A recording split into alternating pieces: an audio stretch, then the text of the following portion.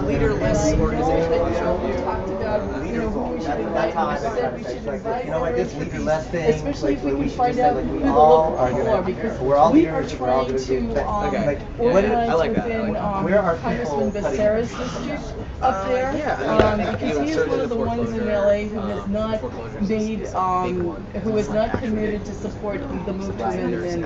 I'll tell you what you do. I'm hopefully going to get a new roster here pretty soon. Yeah. So that'll get an up-to-date roster. Okay. So what I can do is, It's like, yeah, everybody knows when I get it. Give me your email It's address. almost insane, right? It's like, Okay, I have a phone, I don't do email. Okay, that's fine. I'm not a great email person. Oh, thank goodness. And I can, and then, this is my first time. This is and then we can communicate back and forth. When will you sing along? Our sing-along is going to be I mean, like, wow. and I know that's like a little less than a week away at this point. But people who are local, it might not be a problem. Like I say, I'll check it out. I live in When my new roster comes in, I don't know when I was on the west side. I have to, I may have to go after it myself, and they're supposed to send me one. And because I just became the chapter president here recently. I've been chapter president before. How big, like, what is the geographic area of your chapter? LA. Yeah, that's LA, I'm all LA. all of the city of Well, Los Angeles. Wow. The thing is we have a lot of what sparked me, I believe, memberships at. So we're live, huh?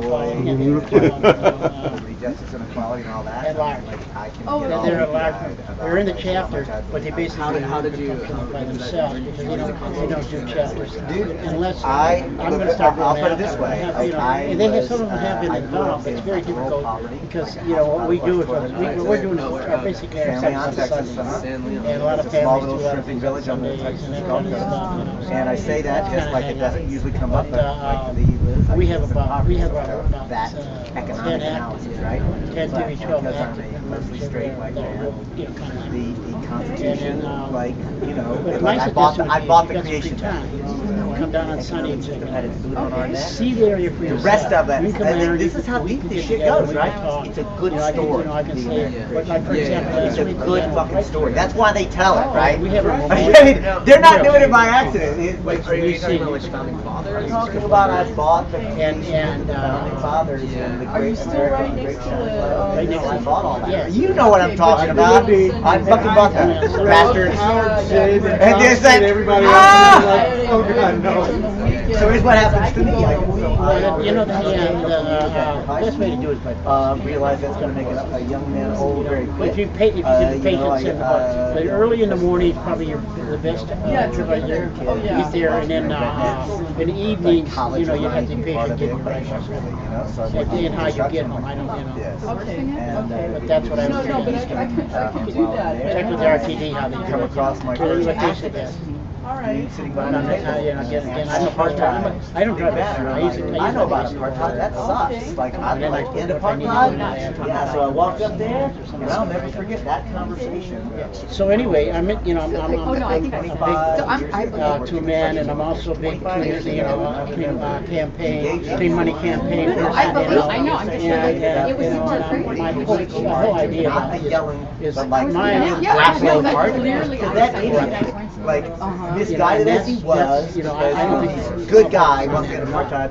But Yeah, he was so because we all confused, know he tried to it's tell what me it that is. It's our a government corrupt. was supporting It is. the Money in their apartheid pockets. regime. I know, America, no, you don't understand. I tried to educate him, of course, and then again, this. That's where my I mind know, is. it's America. You see, The corporation, just recently, No, the vote we just had, which is so and sensational. so, like, and dude, hell, that Yeah. Oh, I know all about it. we're actually supporting a place. Now you're paying for Oh, the blood not that even is on put your that on hands. TV. Are you kidding me? I tell this guy, Yeah. like, look, I'm sorry, but I got to So correct you know Like, that the I people tell who this story voted this paid way, attention. like just this guy, like, And I believe if that's true, then programs like Clean Money and those things like that have damn whole good point chance is that over of getting time, something across. I go through a the process, voting right, culture. where I, Because, at I the mean, end of that that's, school what year, happened was incredible. I was part of it. It was I absolutely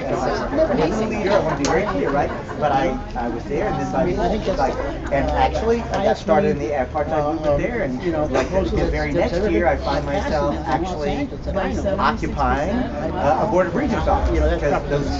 fuckers wouldn't actually divest, and I started to learn, like, oh, actually, so everything that I've been told has been a lie about not only this country and liberty, justice, and equality, but all of the things that you're supposed to do to actually make change don't work. In fact, they're designed to prevent So I'm you on from here, making these you decisions. know, Like, I'd like to see you come like, down I'm going and through see your this opportunities. sort of process, and so from Because you're LA and I just in you can do business or I was a leader of the Jesse Jackson president campaign in '84.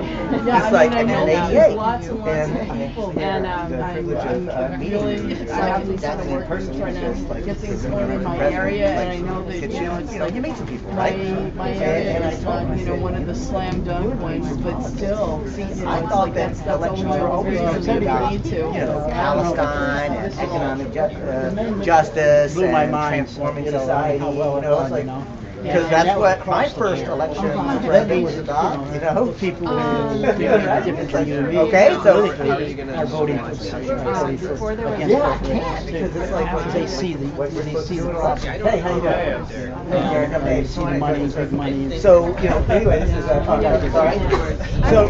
So you're in. So, you know, I mean, this is along with Bird.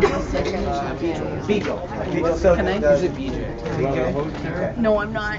Say that was out of this market. But it was really long. This part comes later. It's a slow burn. Dude, he's probably busy in the kitchen. Right? Yeah, he totally enticed you into it, right?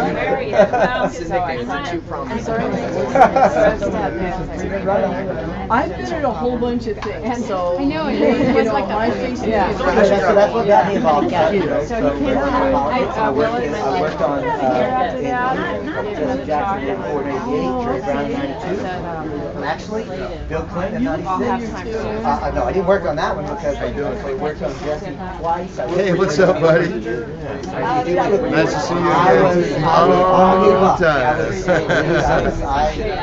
Yes, I mean, I was like, yes, I was an organizer, and I was up and coming. And I'll never forget the conversation I had with the chair of the Harris County Education Society. The chair of the Democratic Party actually, like, I want to be clear, he was doing me a favor. He was an intern. Don't live that far away. He puts his arm around and he goes, David, you got a bright future. You're smart, good looking.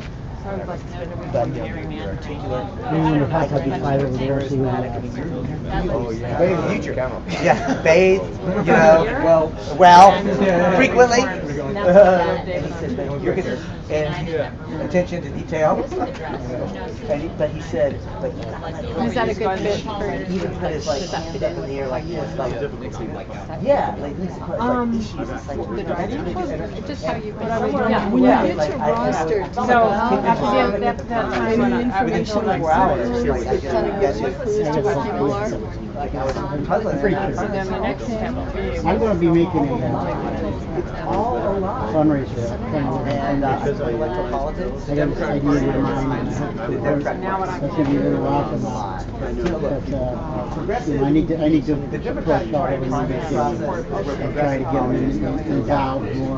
right? You do all that organized effort to actually try to get some. We'll have some success. Then what happens is more Including 2030 members.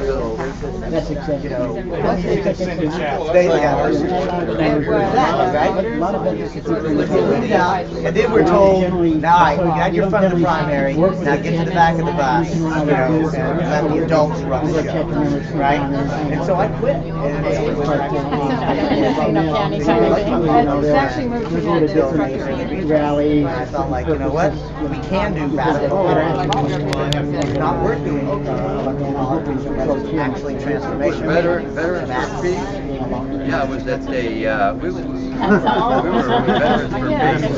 Oh, great. We were. Well, everywhere they've been Yes, like that. when we went to Arlington West, you spoke. Yeah. Yes. Okay, you were there? Yes, of Okay. course. That turned out to be a pretty good thing. Pretty nice. Yeah, we have some video behind my desk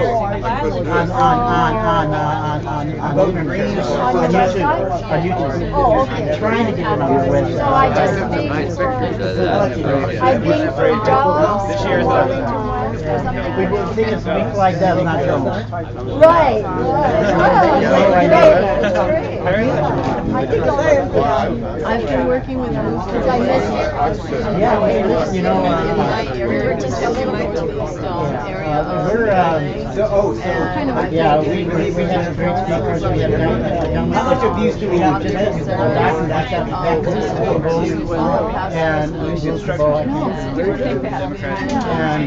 And he talked about the situation over there when he saw the guy. Silver And, lining. and, That's my best friend. Oh my gosh. We're gonna have lots. I would say our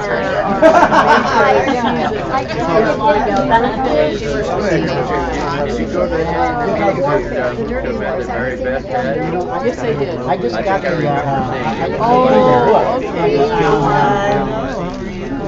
Yeah, go see the film, it's great. It's only playing till. That was like cheeky. last week had, Yeah, I was there. and I got the whole package. And, hopefully we'll fundraise on it. So we'll see what happens. I didn't see his hand. Maybe it's a cat. Maybe it's a On the cat. What video, did you say? Oh, right. I want to the whole Yeah, we'll see what happens. But the Lionheart Theater is really a lot. Oh, it's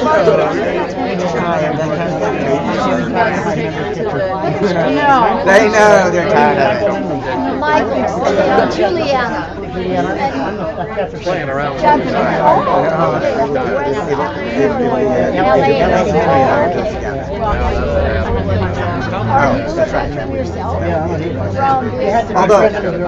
Although, No. And remember, right? oh, I see. In our chapter, you have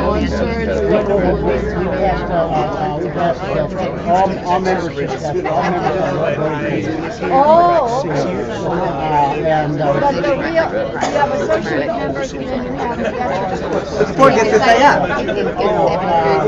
Arlington, right? Support, come on. No, no, no. Let me ask you this, and then Wow. I just. Well, I will just say that it's clear that my advance team has done good work. So I appreciate that. I'm a volunteer. So we And you don't pay for the land. No, they really, we could keep it up all. If we wanted to. Yeah. Wow. Very precocious. And how old is this? Good job. Good work. Yeah, good job.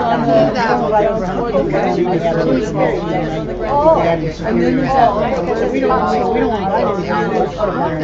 So we're allowed to do that. And not only that, we have that area. Yeah. So people can't. Don't forget those. Then Anthony is gonna like, wait a minute, I've got my checklist. You didn't say smart, you didn't say adorable. Oh, I see. You like fun. That would be nice, but that's a real But you problem. keep it up Saturday night or Sometimes something. it is. Like the casual that. It's usually just Sunday. You get it? Yeah, they were like, Yeah, actually, I was born and raised in LA, so I kind of Just funny. I know. I can count a couple times.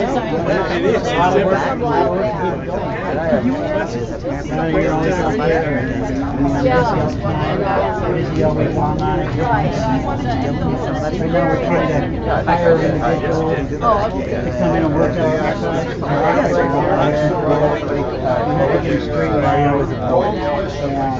Yeah, we're forming a solutions-based citizens-driven media collective called the Syndicate, which in every town. For about a year.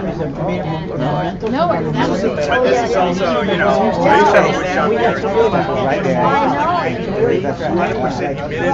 Trying to make a good impression. I mean, you can't, I was wondering, 3,000 now? Well, it's I'll help you. Right, right. We do both. Right, but you only put about 600 out. No, Yeah, I mean, it's NPR. It's like, oh yeah, that's the voice I hear all the time. There's only a couple faces. Is that what I saw on Memorial? That David minute? Brancaccio. I know his voice. Oh really?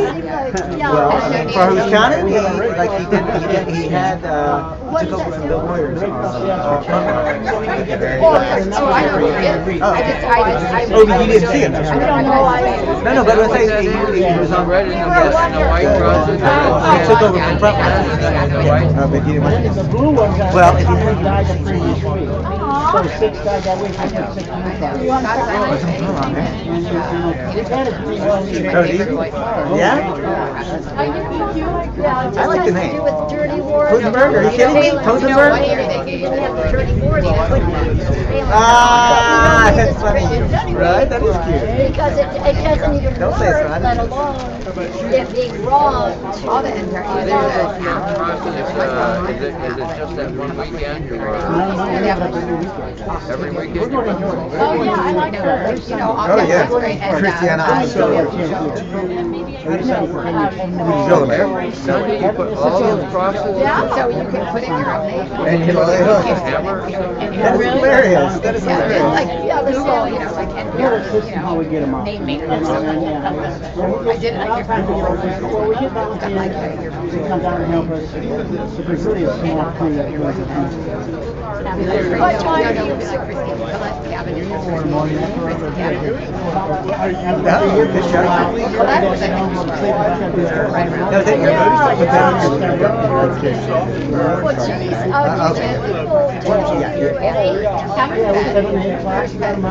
Is that what it is? Let me see. I'll keep that in mind. I have something I go. Millie Sweetums. Oh, Sweetums Millie. It is better. I just naturally like turn it around.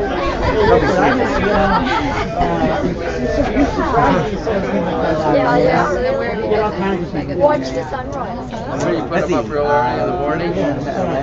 Well, one of us got here at 3 o'clock in the morning, and I get down here around 4. Do you ever get involved? Dark out? When Yeah, I was gonna say hot and dry, but very good. Basically, pure translations.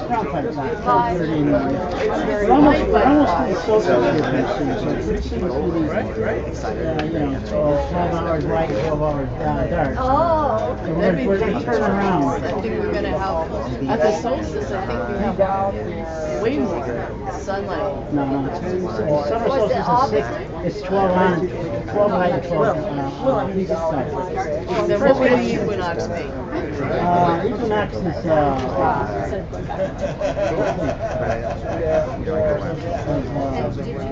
I think it's. Because I'm tired when. Do they still have speakers that put up that tent, you know? You know, well, I don't know, tent yeah, I guess the stuff, answer is yes. I roll pretty easily with it after high school. That, I don't know, it's not a tent, we have canopies. it's canopy, yeah, do they still have to put that up every Sunday too? We've actually added new things to the memorial. We're trying to do more. We're trying to force us to I'm very flexible. It shows how many people died in the Civil War. It's skill, really. Right. And again, when I travel, like I travel like one time. What kind of speakers do they promote? I mean, Well, we know speakers, we get, I like who I do it, I don't have too much trouble being older. But I usually go after people like Marcy and we saw Marcy the other day. Not enough to.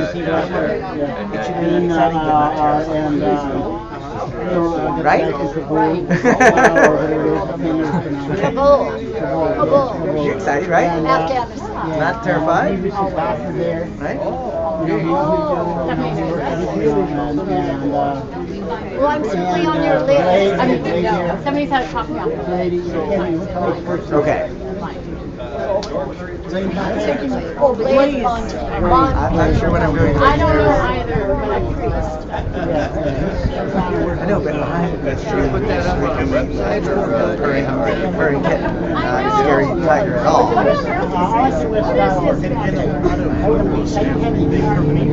arlingtonwest.org? Yeah. Trying to write that down. Copy you now.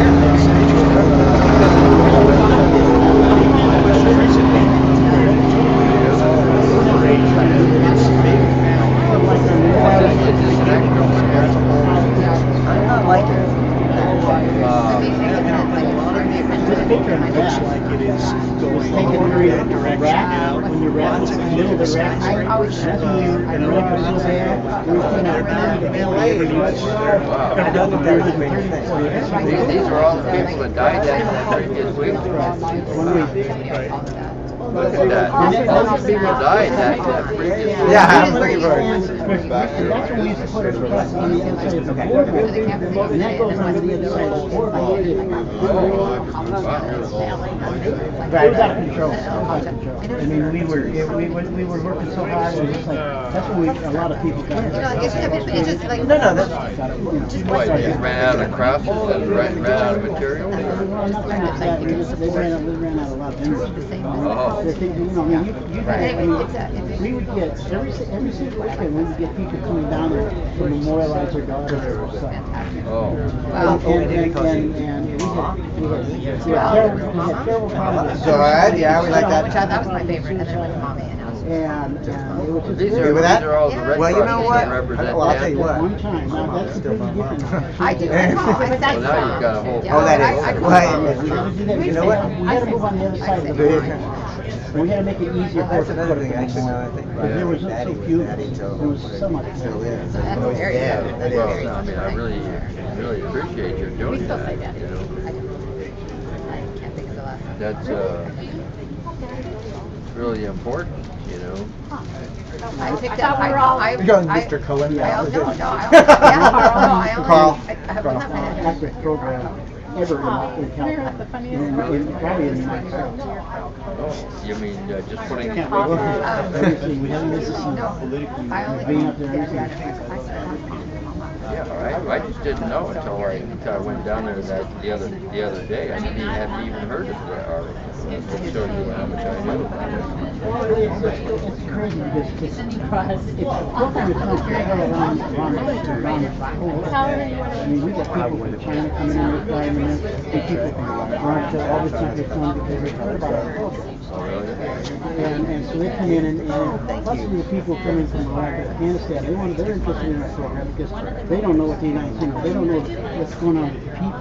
They don't know the people. So they come down there from Afghanistan and see what we've done and saying, Right, I mean, how can you not, and they're, you know, that gets they get pretty emotional. David, So Yes. I want you to meet my mom. Oh my gosh! Hello, I'm David. Hi. You are? Very You dead. get people I mean, like, as if, like, right now, your mom is not good enough. Hey, I do want to say, you do good work. Oh, thank you. And I want you, Yeah, Steph Hi, and Eva. Hi. I'm recording now, and I'll do it. I'm just recording it now. I'll actually send it out when something starts. I know there are beverages, Yeah, right. lemonade or Not right now. But you learn you learn a lot about relationships.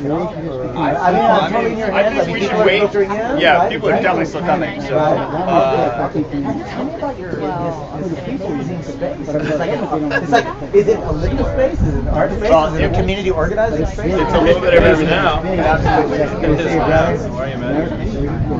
Yeah, we saw you there in the car at one point. Yeah, so I used to have a wood shop out here, building furniture and cabinets. I was a custom home builder for a long time, in the building industry a long time, and then we bought this space, and I just was like a saw room here and a symbol room back there, but I'm out of that business. Done. Finally. Yeah, oh yeah. It's conviction when he says done. Mom must see this, right? Done. I mean, although I just signed a $3,000 cabinet job, but I had a sheer necessity. So Yeah, you really gotta eat. Yeah, and that was the issue. I have a very thin budget, and my brother owns this house, so I kind of lets me stay here. But, that's good work. That's an important question. It's good to be his brother. It's good to be, Chapter 11 of math. it can be. Can be rough too. But Yeah, Lost money because of Yes, I any did. law or anything. Thank you very much. I want you to recommend it. Oh, I already got one of those earlier. Oh, The event. Yes, thank you so much. Let me talk to Mark because we've got some poets, we have some musicians. I'm not rushing. I was just it's your place. I just saw him. I'm fine. He came and talked to me. Do you have any plans later on? I mean, what's your schedule this evening? I have the great privilege. This is my partner, Clark, and his mom. Thank you. Pulling her grades into that situation, she has the opportunity to go to any college she wants. Margaret is saying, that's a long way of saying.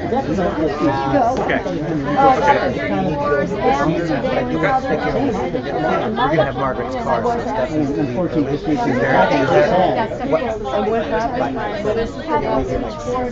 That work? Absolutely. And how much time do you want to spend?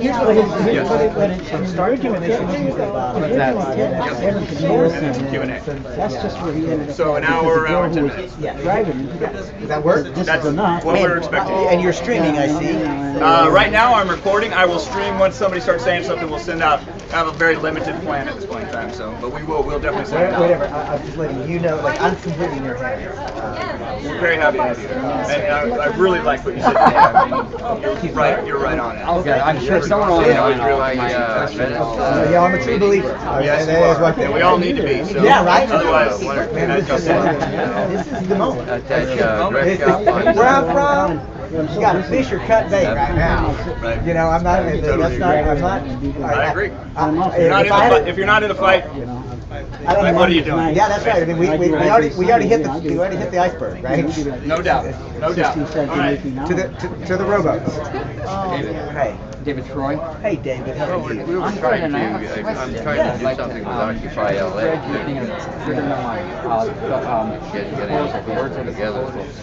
How does that deal with the issue of NAFTA and CAFTA, having Chapter 11 and well, not a secret, but a court in Switzerland that grants corporations, if they lose money, or any law or anything, basically, we got to do right? You're acquainted. Sure. Yeah. So Does this thing address that in any way? It doesn't seem quite to hit it, does it? No, it doesn't. But this is the thing, David. What I would say is this: the move to amend is a specific constitutional amendment to help to start the There's a point. So we are not trying to solve everything. Can't solve everything. But what we're trying to do is Right, by law, you can't start. Oh, this is crazy. power to make demands, and our point is this: once we start that, this, like, honestly, I don't know, they just it freaks out some people like, oh my God, that's so big. It's not even a goal. It's only a tactic. Yeah. You know what I'm saying? I don't know what a tactic is, but the word Tactic. tactic, right. T-A-C-T-I-C. Rubio. Tactic, not the ultimate goal. We're not going to be satisfied by anything. You know, I think they Because we got to deal with NAFTA. We got to deal with ran Obama TPP. We got to deal with the climate crisis. We got to deal with Climate crisis, everything. everything, right? So were you out there today? Yeah. What'd you think? Occupation. Oh, that was good. I like. I wish we could have packed it in. I just but think oh well. We talked to who shows up, right? That's it. I mean, That's all we can do. remember this. Good attitude. Yeah, you bet, man. Well, that was a good answer because it's so close. The wording seems very good. Well, thank you. I was one of No, the it huge should be a Tea Party alliance. I mean, Problem since is you Tea asked. Party- Since you asked. Somebody had to do it. Yeah, somebody's got to do It's been trying to it. do Yeah, somebody's got to do it. Thank God.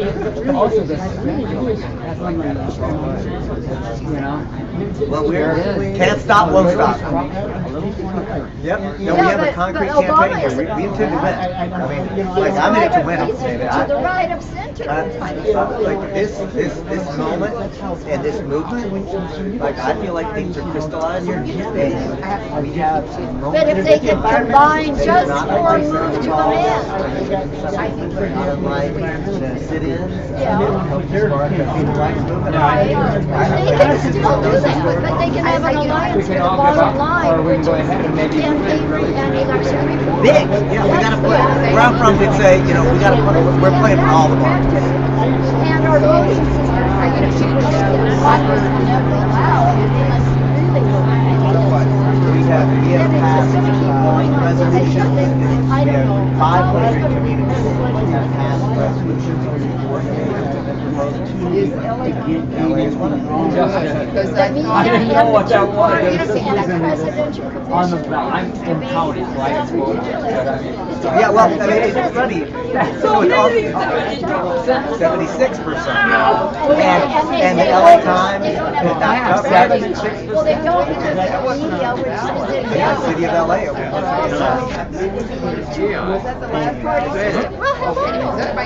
Long time no see, Keon. I got a book and I sent in my thing, but I got a book. I heard So I didn't even know. And it passed 76%. What does that say? That was great. You know what? It says we're in a majority. and polling data shows it though. I mean, if you ask people, do you think people should have access to health care as a fundamental human right? Yes, by Was that Mark? Do you think that we ought to transform our energy policy away from coal, I know, oil, but and to alternative sustainable energy sources? Absolutely yes. Coal we didn't know. We don't want to live in this society. Never saw it. We didn't know it. How about that? You know what? I do So a if it's bit by of donation, it. you can give what you want, but he wants to. Why didn't he say it cost? Anytime I you're know some folks around- who Anyway, didn't think of there was another You email made it, yes. didn't Yeah. say Yeah, you did. anything Oh, about well, you're. that. It was all, I mean, it's just frustrating, Yeah, I mean, I'm not feeling It's like easy there. Nobody gets a. That's very interesting. Go, do things. That's not tactful. You're gonna say you are giving I out. was feeling Yeah, like that, but something that I really saw that, I mean, it just blows my mind some of the things. And he stuck, How bad, how downhill, how for me, stupid. I mean, I just saw it. And he started out with him and Mark, they did their poetry at the beginning.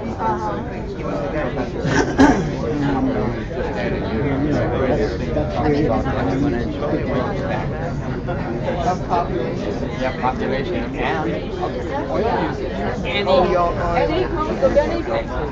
And you take that along with, I have no idea why all this stuff is when, I looked at a graph from Richard Heinberg's book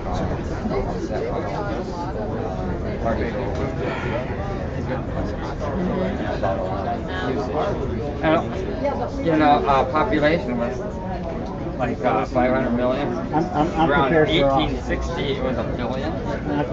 Oh, there you go, for both. Yeah. It's just Royal to the core. No, I understand. mathematical. How's your work? Unless we do something I to really stop like it. getting the emails from That's what we got. I mean, that's We got, yeah, we're right now, I think. and Frank does a great job circulating your stuff. Yeah. You are going to see dirty forms, right? Someday. Yeah. It's rather neat seeing it on the big screen. One of the things I got is I got the book. And I'll probably rent a preview as well. And see what that says. It's very difficult. I have doing all these things right now. Without having that, I have a cat that had an operation on Tuesday. They're going to take one of the eyes out. And I have to take care of it. We have all these special things we have to do. We can't let the cat outside. Originally wasn't. I spent more time outside than we finally got it so you can get away from the door. I don't It allows people to show it. I want to get I love cats. I just lost my friend, same age, 17, about 34 minutes a month ago. that's They need to learn nothing is This one adopted you. Yeah, that's it. He's bred a cat that'll live, the same age like this. Do you think if somebody was breeding with hybrid or hybrid cats bred or with I don't know what, but compared to the evidence coming away from 9/11, what is a bank right now? so that everybody would have a companion that would, have about the same life expectancy themselves. Right. I don't know. Get a turtle. Go out there with me. Not only that, they need to go out and go to work for you. Yeah. Spend a lot of money on this. Yeah, right. The work What kind of cat is it? it's like orange.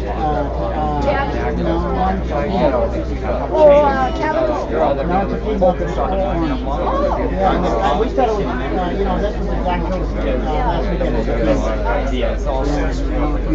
wasn't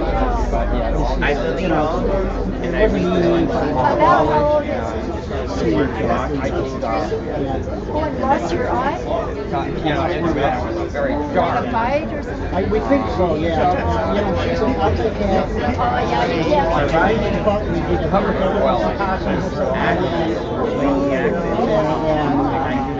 I thought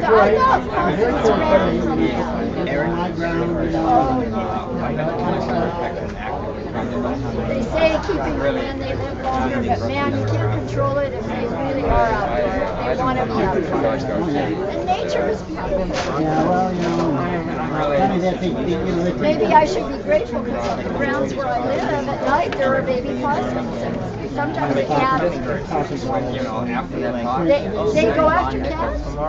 Well, I don't think If they get any chance. Oh, yeah, and then they start. and if they're out there, babies out there, mothers out there, too, Sure. babies, they're gonna go after Just the a cats. long combination. I didn't have to. There's confidence. There's you name it, I lived here dinner. This area, I've lived on the parade, I've lived on the beach, I've lived on the road. Quite a place. Do people have cats? People have cats a lot in this area? Pets.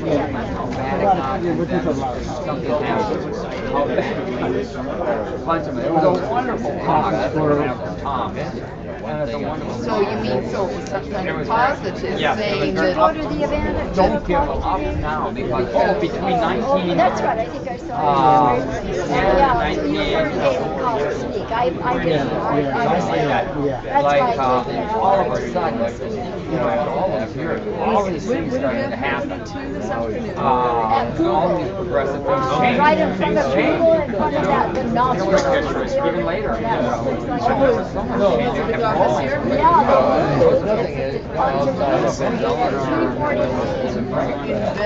Yeah, off Main Street, near that firehouse. very popular. Near Rome. You ever go down Main Street?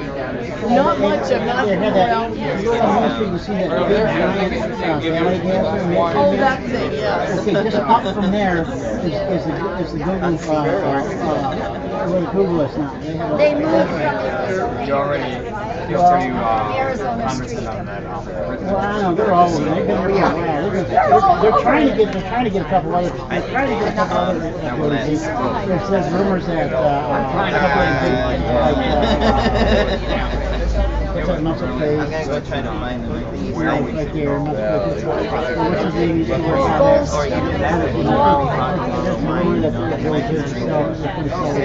Oh my God. They're trying to buy property, apartment buildings in Venice. You know, you know about there's this. There's these series of apartments I hope they give a read to them. and they're trying to buy up these apartment buildings so they can move their employees in. Especially once you're You're doing it. They probably have an environmental review. They're proposed to move people out for low rent. Hey Mike, good to see you, man. Good event. Oh, it was to rally against You have no idea. Everything here. Everything there, we got here. This is Chop Shop. Gross. Yeah, well, he doesn't have it set up. You can see you can watch What it is. Very well. Oh, Clark is nothing. It's cleaned up. We've been having silkscreen events back here and meetings, and now, Debbie's store closed down. Of course they do that. They do Debbie's store that. closed down. So it's just kind of all that. It's a full system. And I used to live on there. I used to own a place in but they're trash. Ordinarily, it was given to our parents. I lived on Kim's, I lived on Ninth Street up there. Three different places there, and I drove across the street, and I lived in places now. Right down on Eastwood Walk. I had to go down the boardwalk. I lived over on Rose. Now I'm on the north other side of Lincoln, which I always said I'm never going to be on the other side of Lincoln Boulevard. But man, when it comes down to the bottom, you have that place to live, but you do go where you have to go. I hear you, bro. I hear you. Lincoln Place Apartments has been promised to reopen so many times. It's supposed to be today. I walked by there today. It's just falling apart, man. The grass all's dead. The doors are open. The windows busted out. And you know what? I don't know how they say that the good side won there, but it doesn't look like it to me. I think there's a negotiation that's still pending regarding opening up a third of them to residential development at Section 8, low income affordable housing, but that's just still slowly going through the process. It'll take years. But the developer has got the control. water and I used to live right around the corner. after you've grown up. I might run some money in the early And 90s. what they did with the open fields, they're building in there. You know what I knew? I used to know people They know how to manipulate things. Yeah. But I didn't have green like hard Let's show some pictures,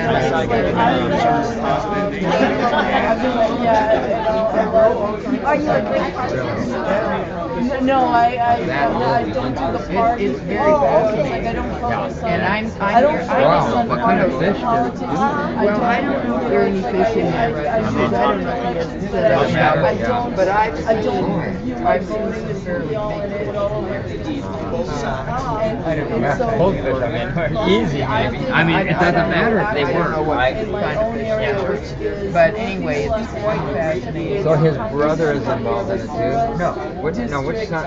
and Is your just son? trying to The one get who's out there I have and get three information sons, out but there. none of the either of the One other owns two the are house here. and, oh, neither of us? I Neither of the got a other couple two of are pieces here. of Oh, Clark is the one the who- handouts. Clark is translated with into Clark. Going Spanish. to you. I have that stuff in my I house. Yeah, I'm in her to go. You know, got Well, what he is doing, is he Yeah, doing that's a what job? What's that? Okay. Your representative. So anyhow. No, I've been, well, Congress. What kind of person?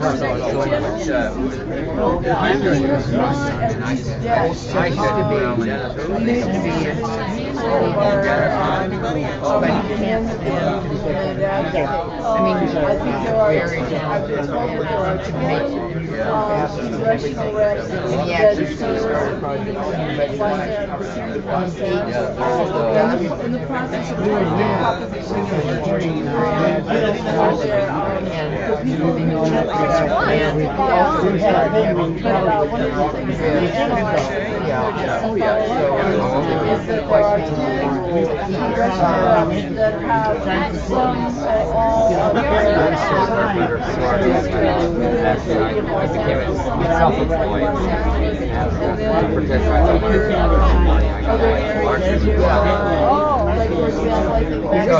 But I've been doing, like I buy a house every year. And the cheapest to get one. Now, one that you're living in. Yeah.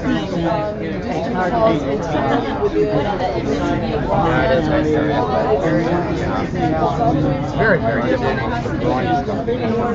Mine is steep. Oh, yeah. Very This steep. is Aqua Farm.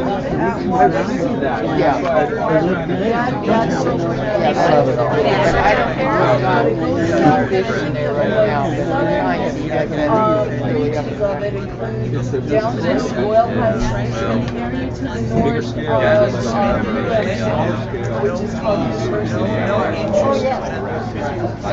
So I've been trying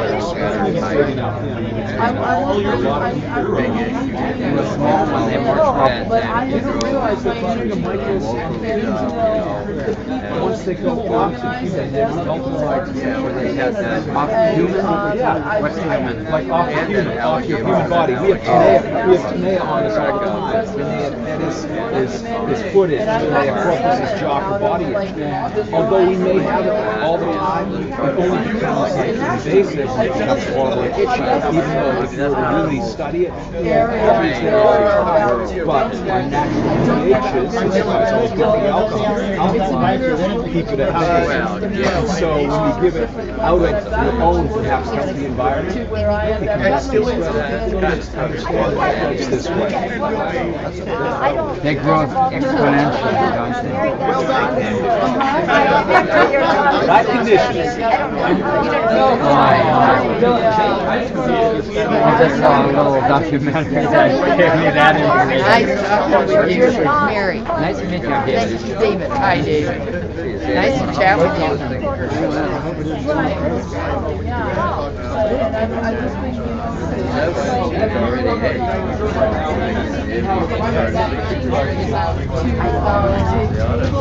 And to be out there and I think what I really wanted to know, I guess it is since we're men, when I very first started in, I guess it was like the fall of 2010, or it was when the, I guess it was 2011, but when the Occupy movement was launched, that would have been September of 2011. I was denied,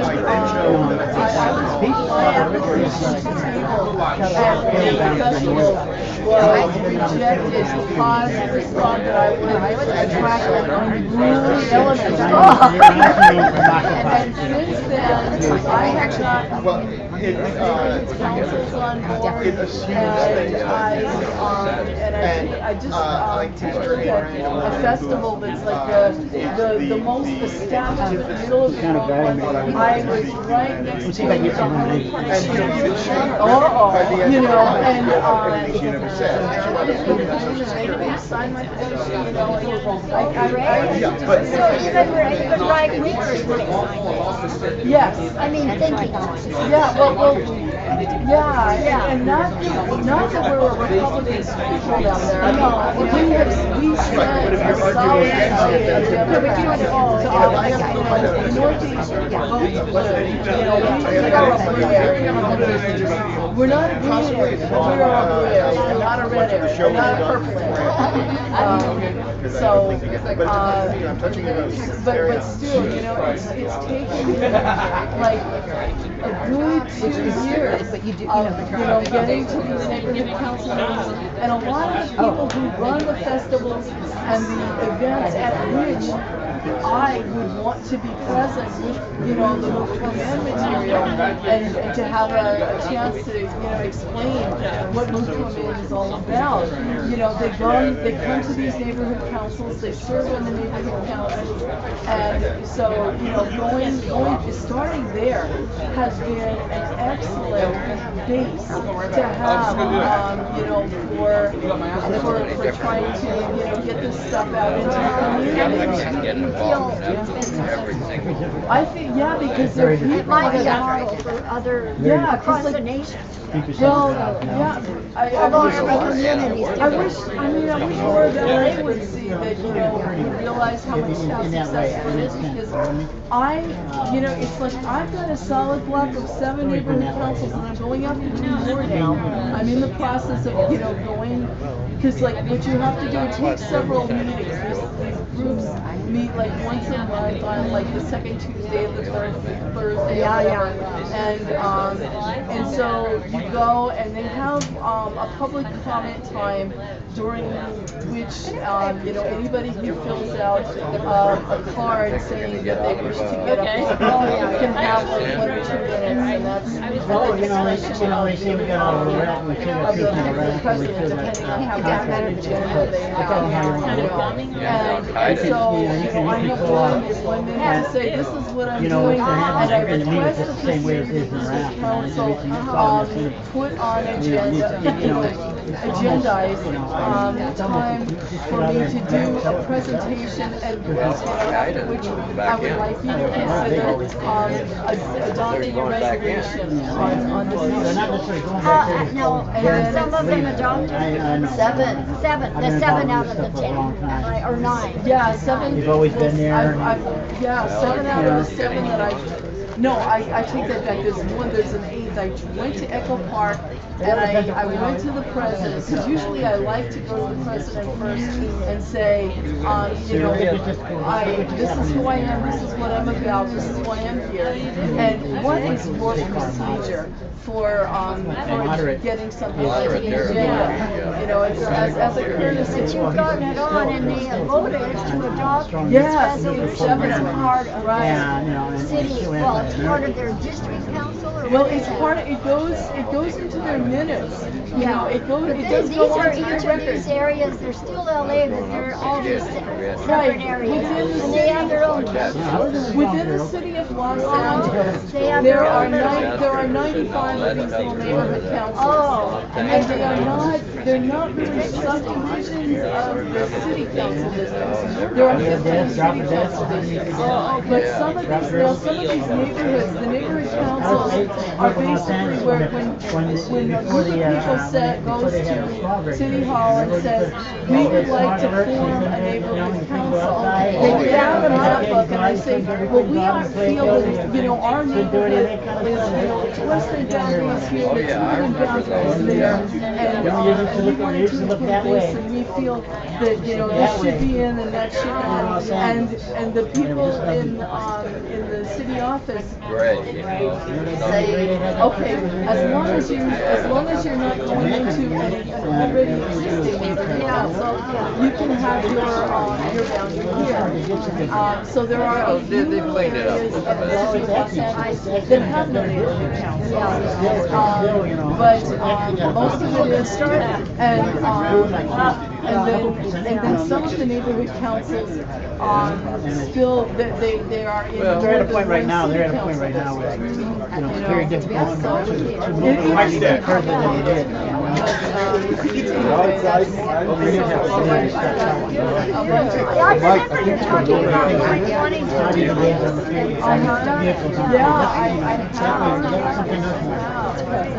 More people are coming to LA. Do you have any help? I try,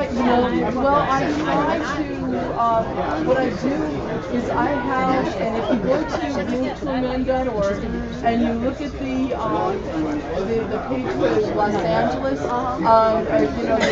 like when you get on the homepage, on the red site, there is a sign. Not this time. I like that one. That's sweet. You can plug it in. Kind of a thing. Oh, that rules. And if you go to Los Angeles, you will see a description. I do it every last Saturday. Well, we can have 2 mics. I mean, we're going to have at a bottom of the yeah, but restaurant we're running late, and which is we're running late. East Los Angeles, and the description you will see in there is that I'm trying to do what I call a community educators rap session. I'm trying to do we need the power cord? People Yeah. to. Yeah, he's going to speak. Actually, probably not, Mark. It should be juiced up enough. Okay, take that. Yeah. Okay. You just Google about Google. No, Bing about Google. Okay. Oh, that's right. You don't go online. Okay. Well, essentially. All right. Close enough. I'll understand. Congratulations. Yes. Well, thank you. Yeah, Be yeah. aware. Thank you. Oh, I'll show you when you're done. Yeah, yeah. You're talking to this. You're not talking to the top. Like. Thank you.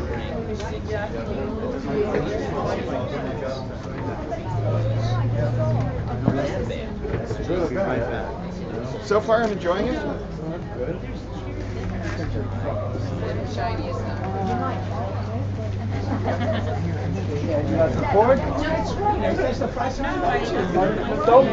Don't mess with Bruce Lee over here. Oh, there we go. I see him over there. All right, here you go. No, play later. I'm sorry, I was playing. All right. Play later, play later. Other side. Other way around, please.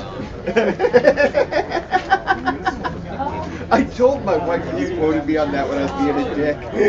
She said, good, we should all just do that now. We should just scream that at you. We are live. Test. You're good. Good morning, boys and girls, ladies and gentlemen, children of all colors and persuasions. Welcome. We're getting started in just a second.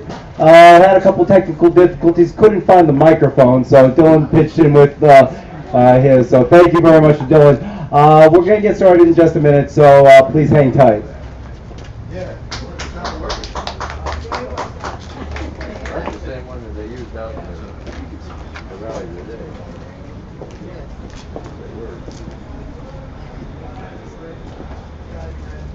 Plugged in. This is something.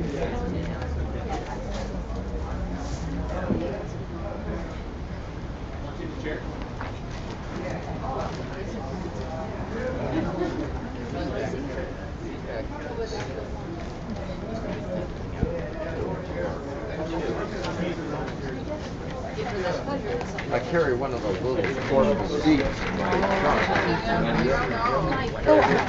Oh gosh. Little chair, little thing that kind of like a director's chair or something. Oh no, I don't have anything like a director's chair. I have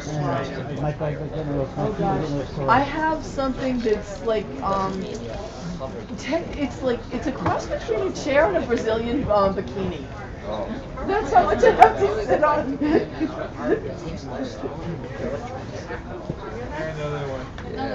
Well, I never bring it anywhere, even though I got it in my truck. I never Well, think no, but if somebody's having, if somebody's having you know, making it free and open to the public, having a provision preceding the date of, you know, an idea. Ask the host. You know, ask them if that's something that somebody should really consider. That's a very great question. You know, maybe they have something in there, a barrel, a stool, what I have is kind of like a stool thing, you know, you just kind of carry it to football games or soccer games or whatever. I mean, that's what I'll just get them started. Okay. you got some more seats. I just found a couple more. Hi, welcome. Thank you for coming out to Corporations Are Not People. You know, it's kind of reiterating the truth here. Occupy event as we move to amend, welcome you very much to this space. We're going to get started before our main speaker, David Cobb, comes up. We're going to get started with a few different personalities here. Got some humor coming up for you, got some poetry, some music later on, so enjoy everything that's going on. David's going to be speaking also. He's going to be giving a good talk for us. So without any ado, let me welcome to the stage Dylan Brody. Thank you, sir. Good evening, ladies and gentlemen of my target demographic. Good evening. Thank you. It's not a conversation, sir. A piece that I had planned to do this evening, but I had not believed that I'd be opening the show right up, and it's kind of heavy, and it's kind of long, and I don't want to subject you to that right off the bat. So, we will begin with some small things, some light things, some easy things for you to digest, just to get the rhythm of the evening started. Those of you who are familiar with my work, and really who isn't, I'm not.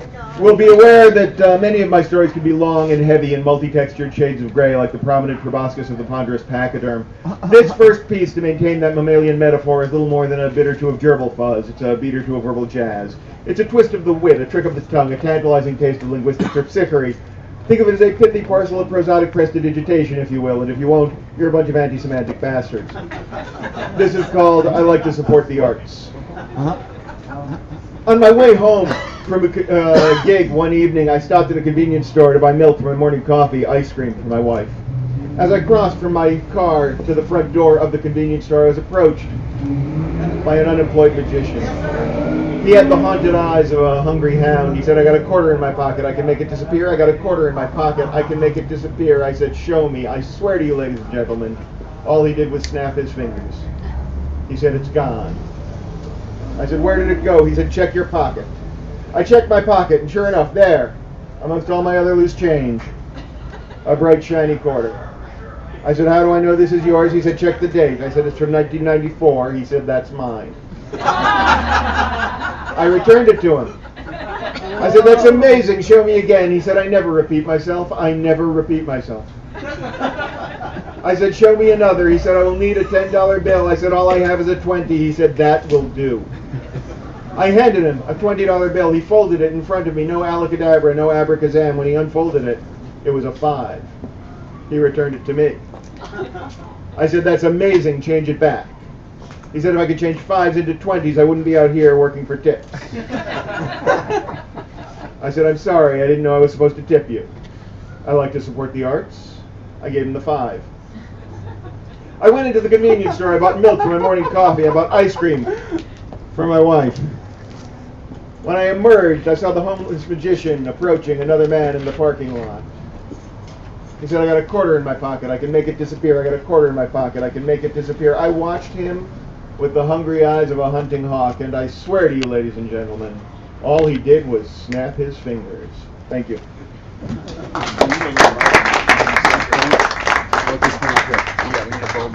Let me get a bulb for it. I was a victim of the world's stupidest mugging when I was 21 years old. Ronald Reagan was president, though he did not know it at the time. And I had gone up to Columbia University in Manhattan to hear my sister speak about Reagan's proposed welfare reform. Ronald Reagan, some of you may not remember, and some of you are too young, had a welfare reform proposal that was based on the concept that the best way to discourage people from being poor is to take away their money. And my sister took this very personally, because I should explain. My sister is gay. I love her like a brother. And she has a beautiful daughter who was deliberately conceived in a loving act between my sister and a turkey baster that was briefly filled with mail-ordered sperm. Just one of the reasons I'll no longer have Thanksgiving dinner at my sister's place. No, Mom, get that out of the butter. You don't know where it's going. And she was briefly on government assistance, not because she is lazy or a slacker, but she had been fired from a bartending job when the boss found her breastfeeding her infant in the back room on a break. At an establishment, mind you, that proudly displays posters of the Coors Girls. Because we live in a bizarre society where it's okay to use breasts to sell beer, but not to feed children. So she was speaking at Columbia, and I went up to see her speak, and she was fairly brilliant. And I came out of the lecture hall and walked 2 blocks off campus to wait for a bus that would take me back down to my apartment.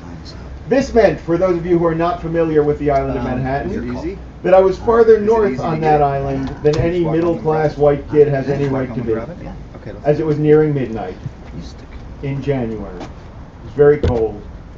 Sat on the bus bench with my breath steaming in the night air. And a large African-American man came out of the building, well, it was the mid-'80s, so he was still a big black guy, came out of the building behind me and sat down next to me. And we sat together waiting for the bus, with our breath steaming in the night air. And after about 5 minutes, he said, "Give me all your money." And I said, "What?" And he said, "I'm mugging you. Give me all your money."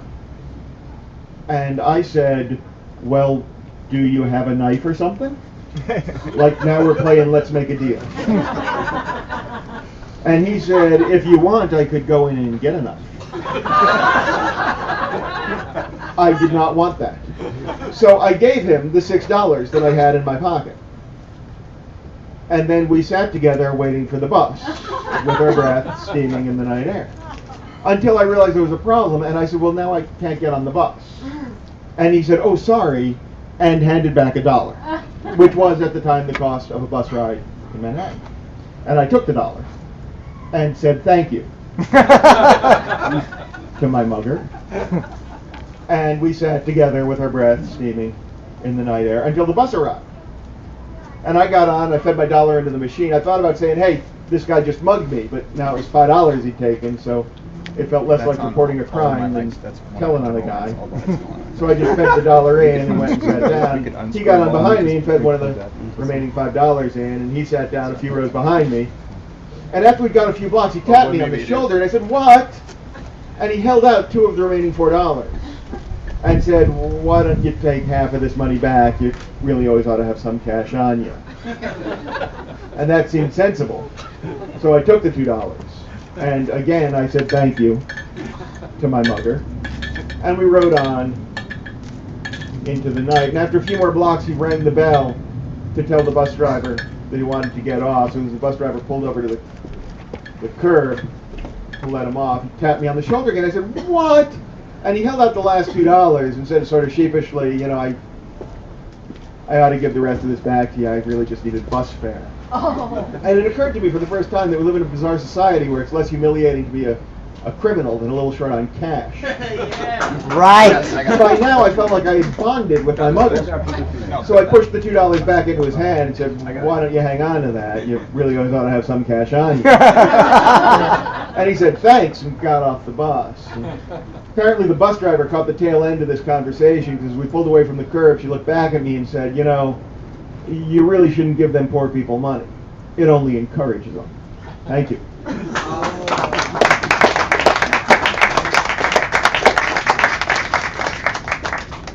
Because I've been asked to do short and light, I'm going to do one that has really no connection at all to tonight's proceedings, except that you're all looking at me, and I enjoy that. Before I do, I should say this. I have some CDs for sale out front. I ask audiences, if you want my CDs, they sell for $10 or whatever other amount you wish to pay for them.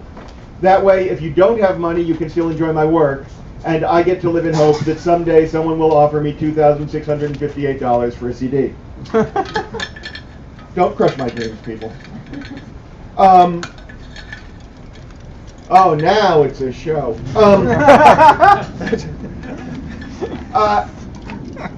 This piece is called Uncomprehending. My wife and I, we live at the confluence of the mighty 118 and the majestic 210. I live in a small townhouse with my dogs, Sir Corin the beautiful dog-faced dog, Brindle Beast of Silmar, and Lord Buckley Sweetlips, greatest of all Danemuts, the dinosaur slaying dog, and my lovely wife, whose name escapes me at the moment. And we walk the dogs outside of the townhouse complex, where our neighbors have actual houses with actual lawns. I clean up after them when they relieve themselves, because I'm a nice guy. The dogs, not my neighbors. Not that nice a guy. My dogs have a favorite lawn just around the corner from our townhouse complex, and recently I took Sir Corwin for his early afternoon walk, and he led me directly to his favorite lawn, but apparently somebody has purchased the house behind the lawn. And he saw us out there with my dog sniffing around looking for the proper spot, and he came out of his house angrily and said, "That's my lawn." Now, I do not like the passive-aggressive guess my intent game. Moreover, we have been using that lawn longer than he has owned the house. So a precedent has been set. We have, as it were, squatters' rights. So rather than arguing with him, I simply engaged in the conversation. I said, "That's my dog."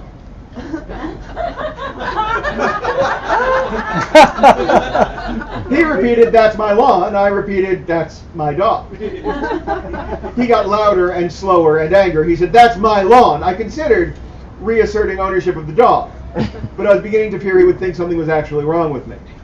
So I took a different tack. And for the record, let me say tack is the correct word. It's an idiomatic sailing term. If you've been saying take a different tact, people like me have been judging you harshly. In any case, I went a different way. I said, "I'm sorry, I don't speak English."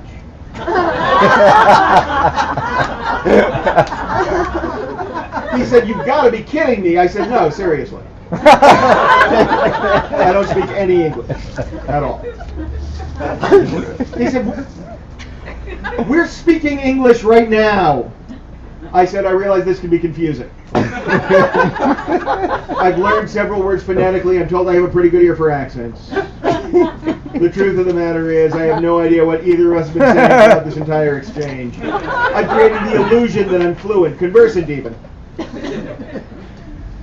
While I offered up this little diatribe, Lord Buckley Sweetlips, greatest of all Danemuts, the dinosaur slaying dog, hunched up like a tiny kangaroo and relieved himself on the man's lawn. I collected the refuse in a plastic bag because I'm a nice guy. And then I went toward the man and said, "If you want this, I won't have it bronze." He pointed vaguely off toward his trash cans, and I said, "I'll just put it in the trash over here then." And then, as though he had actually won something in this exchange, he raised a finger toward me and announced loudly, "I knew you spoke English. I knew it, I knew it, I knew it." So I matched his inflection, his tone, and his gesture, and listed English words that should be Yiddish but aren't. Moisten kettle, Hasselfeld, spatula, spatula, spatula. Threw out the bag of poop. Went home. A few hours later, Sir Corin the beautiful dog-faced dog, Brindle Beast of Silmar, wanted an afternoon walk, and he led me directly to his favorite lawn. The man in the house saw a different dog. Corwin is a striking dog. We're fairly certain that his father was a Great Dane and his mother was the world's most satisfied pug. I can wait on these if you need extra time. The man saw a different dog and came rushing out of his house and then realized I was the same guy and froze in his tracks. So I smiled at him like we were old friends. Said, "That's my dog." He said, "There is something wrong with you," and went back inside. So apparently, that was exactly what I wanted him to think.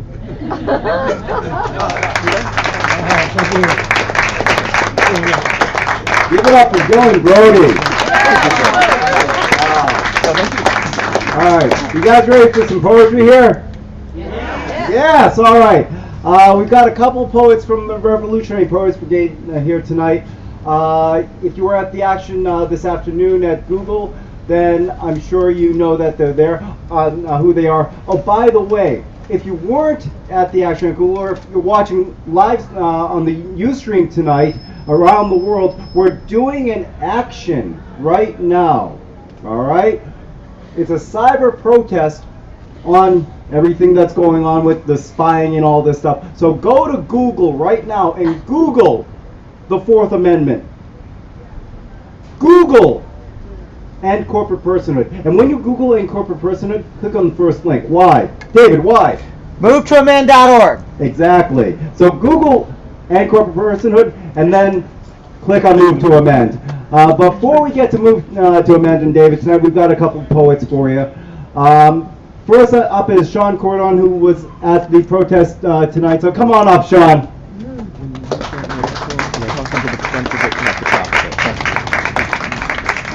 Hi everyone. Didn't expect to see so many of the same people from the rally this afternoon. So at the risk of not sounding redundant, I'll be reading something else from what I read earlier. It's something I wrote a few years ago. It's titled, Breathe to See the Revolution to Free. I'm finding it hard to breathe because I can no longer see what the world is starting to be. I need to take a break so I can appreciate the world and what's at stake. People fight and die in vain.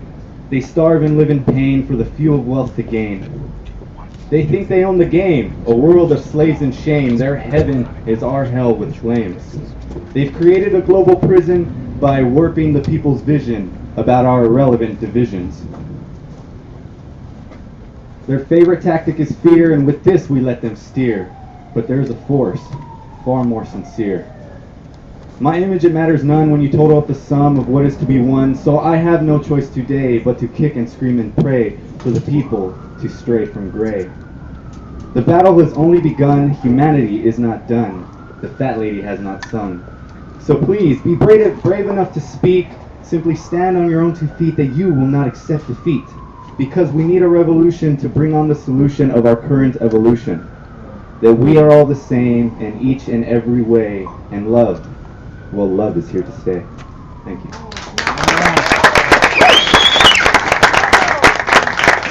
That was Sean Cordon. All right. Next up to the mic is Henry Howard. I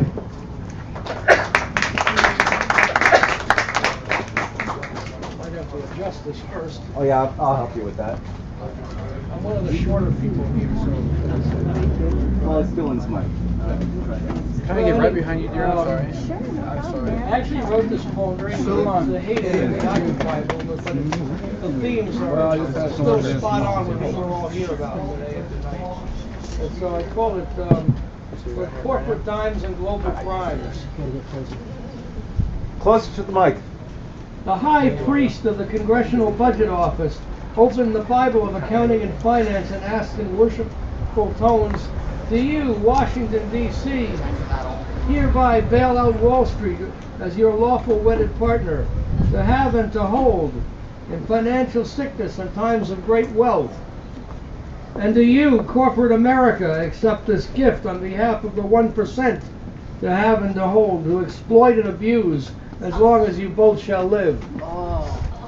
Washington, D.C. and corporate America both said, "I do," and the marriage was consummated with a gift of higher taxes bled from the 99%.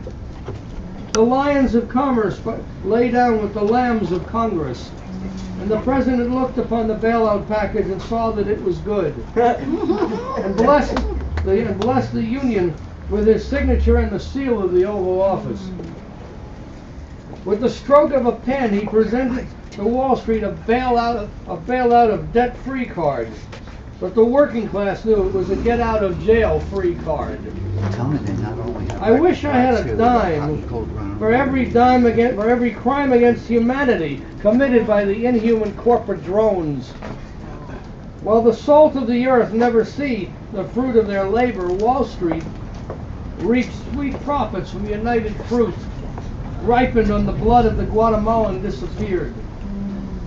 When Folgers breaks the backs of Salvadoran campesinos for a few colognes a day, Wall Street wakes and smells the coffee. and invests in riches plucked from a harvest of shame. How long will it be before we, the 99%, wake up and smell the bitter coffee of our abuse, taste the poison beneath the sweet corporate lies, and cut the slaveholders down to size? With all our might, take back the corporate night. Don't mourn, organize. Don't cry, occupy. Yeah. With every city occupation, we will take it to the nation. We will be abused no more. The people's will you can't ignore. Right. Well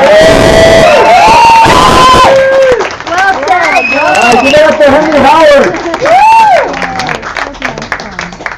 All right, next up to the mic is a poet that probably doesn't need any introduction anymore at this point in his career. That's a great thing to say. So give it up for Matt Cedillo.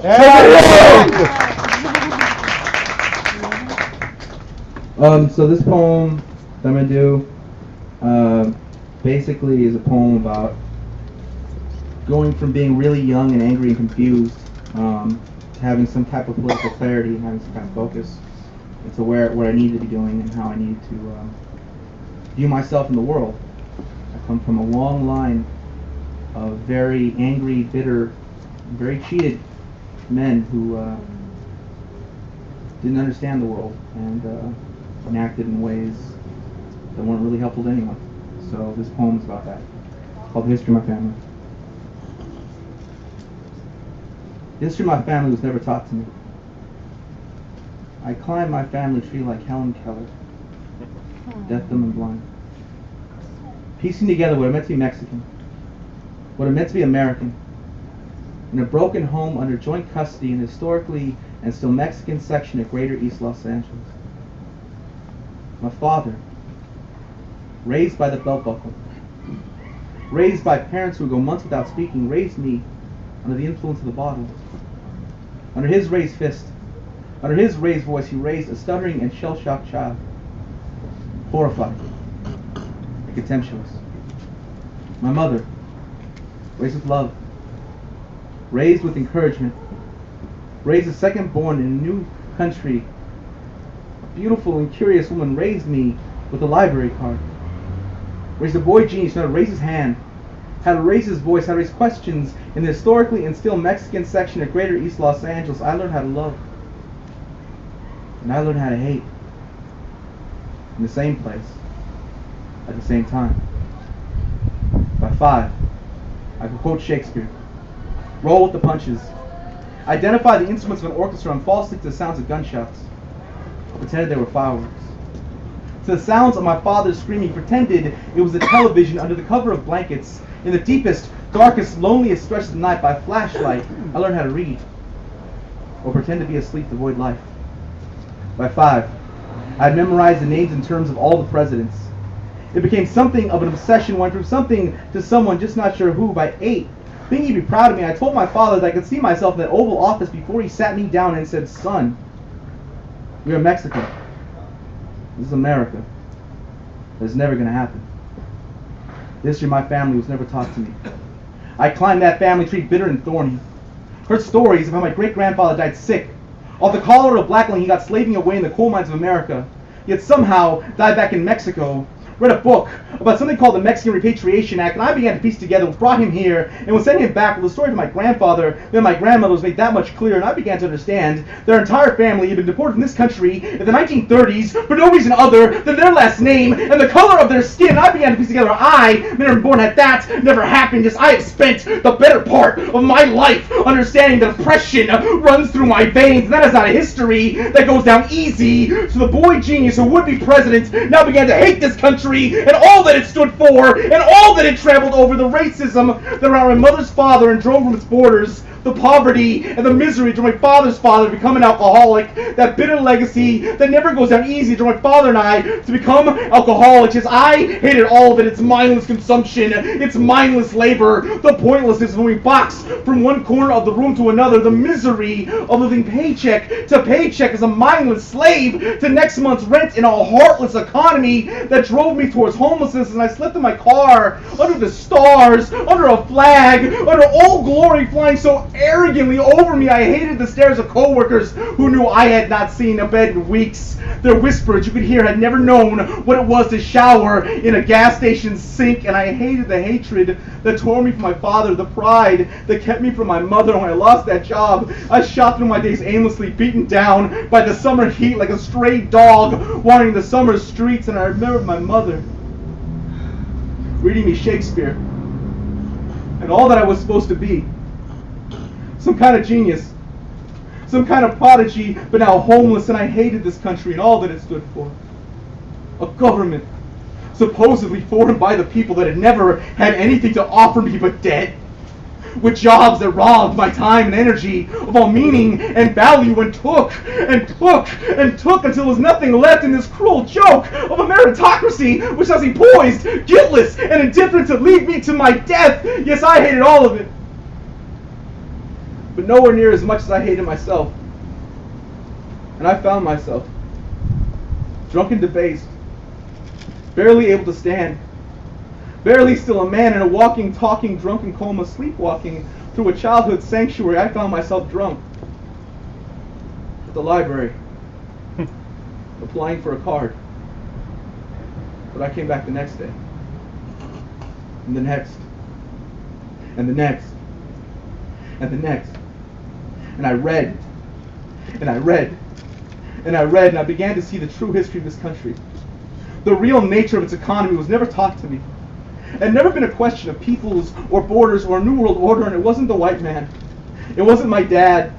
It wasn't any personal failure or global conspiracy. There was no Illuminati. The very nature of the global economy, the very nature of private property. And I read, and I read, and I read. I read Marx, I read Engels, I read Lenin, and I began to agree with them. And I saw for the first time that I wasn't alone, that it wasn't my fault, that I was a worker, that I was working class, that I was proletariat, and so very proud of it. A boy genius who dreamed of becoming president, but grew into a man much more likely to write his local congressman, demand his resignation, unless he can provide a country worth living in, one free of racism, one free of prisons, one free of the exploitation and oppression of women, one free from the social Darwinism that makes beasts of us all. Free, free, free, thank God Almighty, free to throw capitalism into the dustbin of history, the history of my family.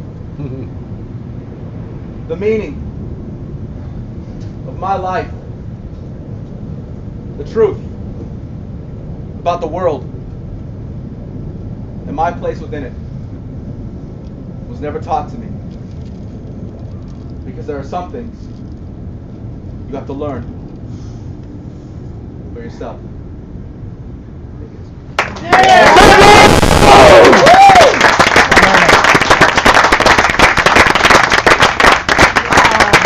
That's the deal. You can do better than that. Give it up for that. All right. Okay, before we bring David up, I've got a piece for you all. So I wrote this especially for this weekend. With all this stuff with the NSA and the spying and all this stuff going on. It's called Spy. I'm a spy in the house of love. I know the dream that you're dreaming of. I know your birth date and your mother's maiden name. I know your passwords and your social security number. I know your deepest secret fear. I know everything. I'm a spy, a secret agent man with national security letters in hand. I access all the databases, data mining your every move, tracking your very existence. From birth to death, nothing escapes the web. Information is power. Who controls the information controls the world. Who controls the technology controls the information, controls what you see, when you see, and how you see it, controls you and what you think. I'm a spy. The FBI, Google, Microsoft, and Apple, the CIA and NSA, the devil and the government, all wrapped into one. I'm your worst nightmare. I'm in your mind telling you how to vote and what to buy. I know your credit rating and your dog's favorite color.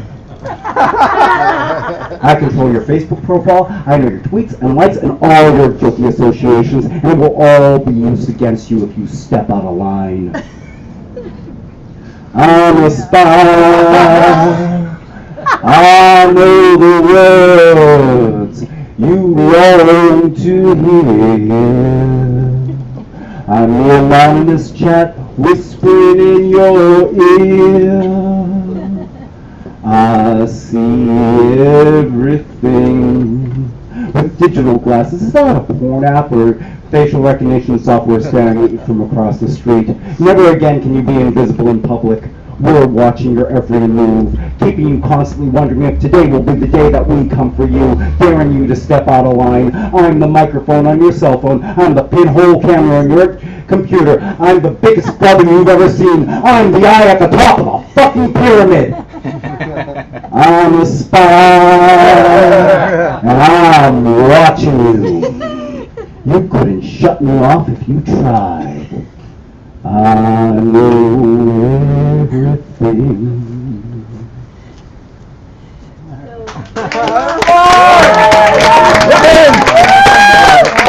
Thank you. All right, I think it's about time to get political.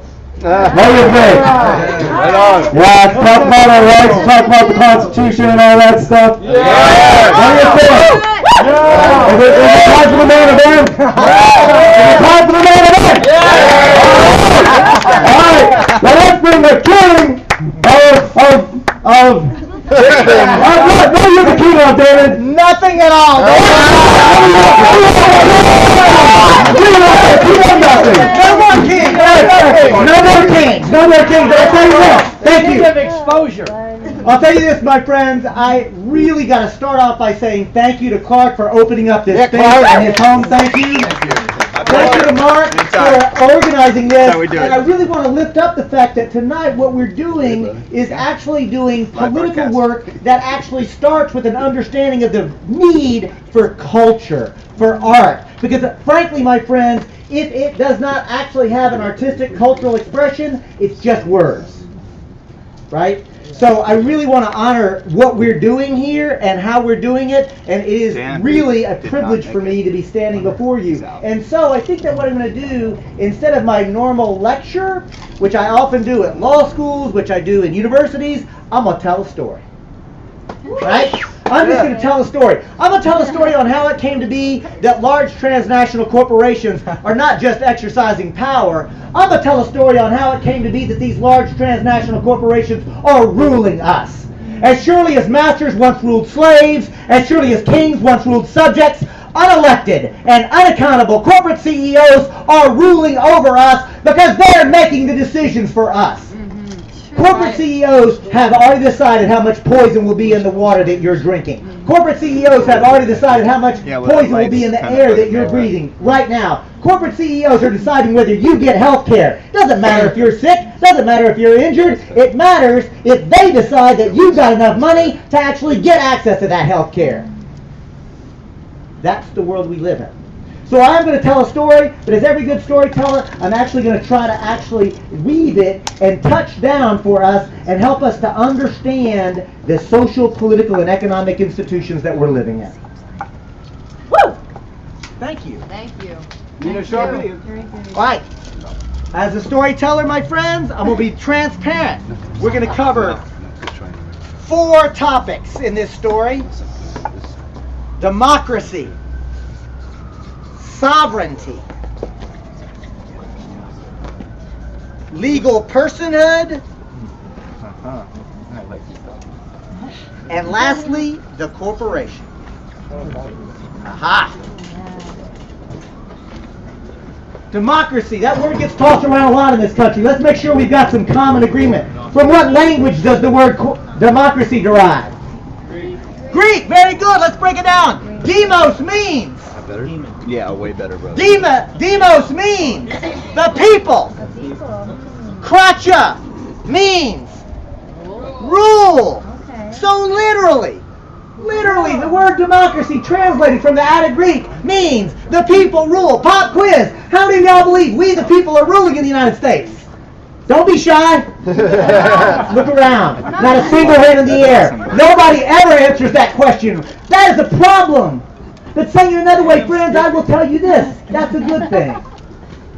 No, it's not a good thing that we the people don't rule. It's a good thing that we're living in a generation, we're living in a moment in American history where finally we're actually telling the truth, notwithstanding the creation myth in this country, notwithstanding the lies that we were told as children. We don't live in a functioning democracy in the United States. Supposed to, but we don't. We're supposed to, but we don't. The point is we can, but we don't.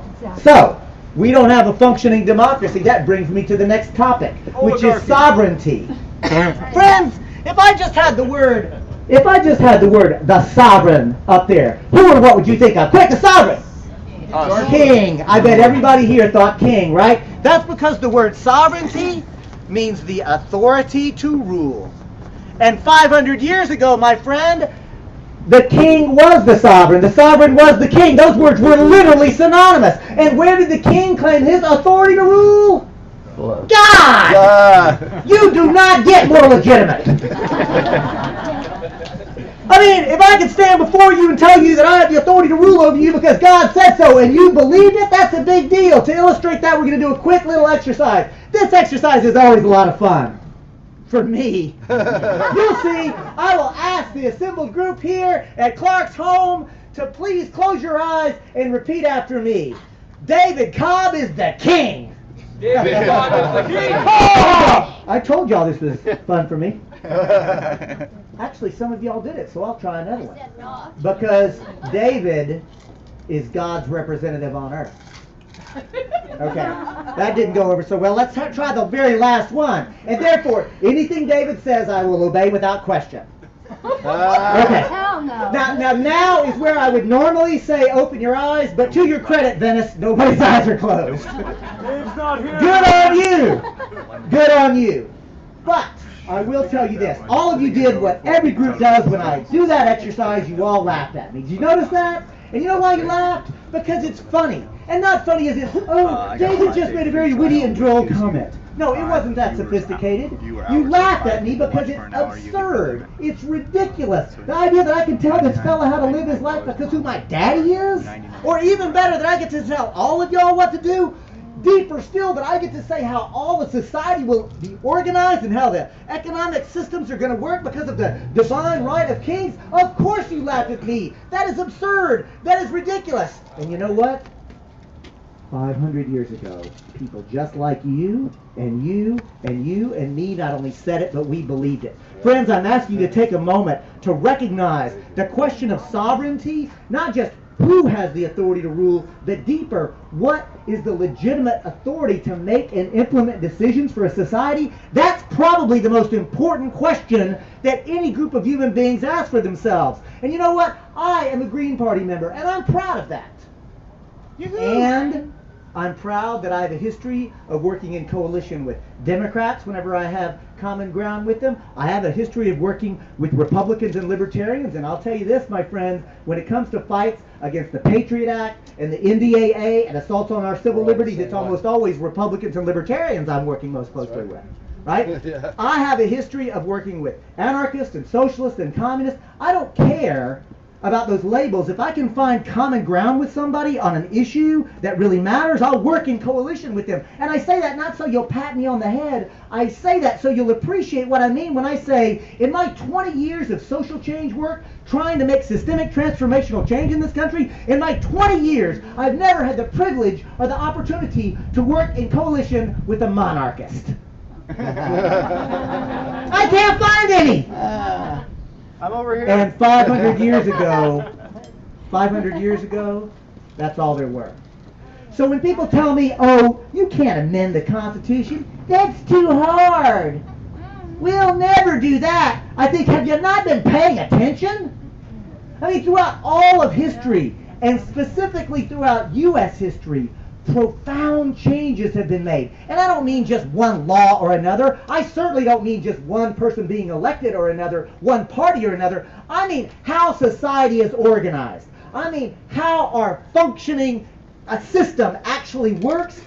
Fundamental transformational change has been made. And now, my friends, get ready. You know why that kind of change happens? Because people start to think and act differently. Yep. Right, that's right. And if it is true that we live in a racist, sexist, and class oppressive society, and damn it all, that is true, then we ought to start to think and act differently.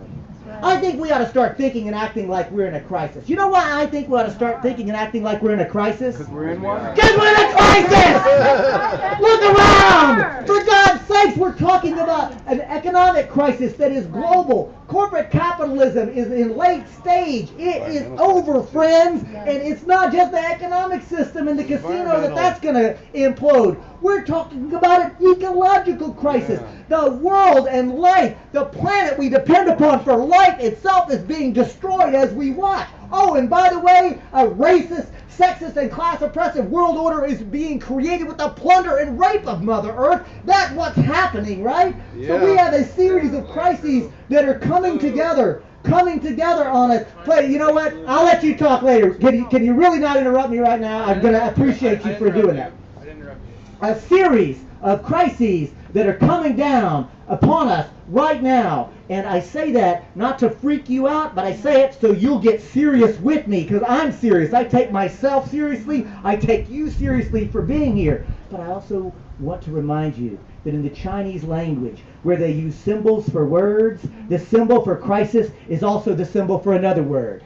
Opportunity. Friends, we live in a moment of opportunity that few human beings have ever faced.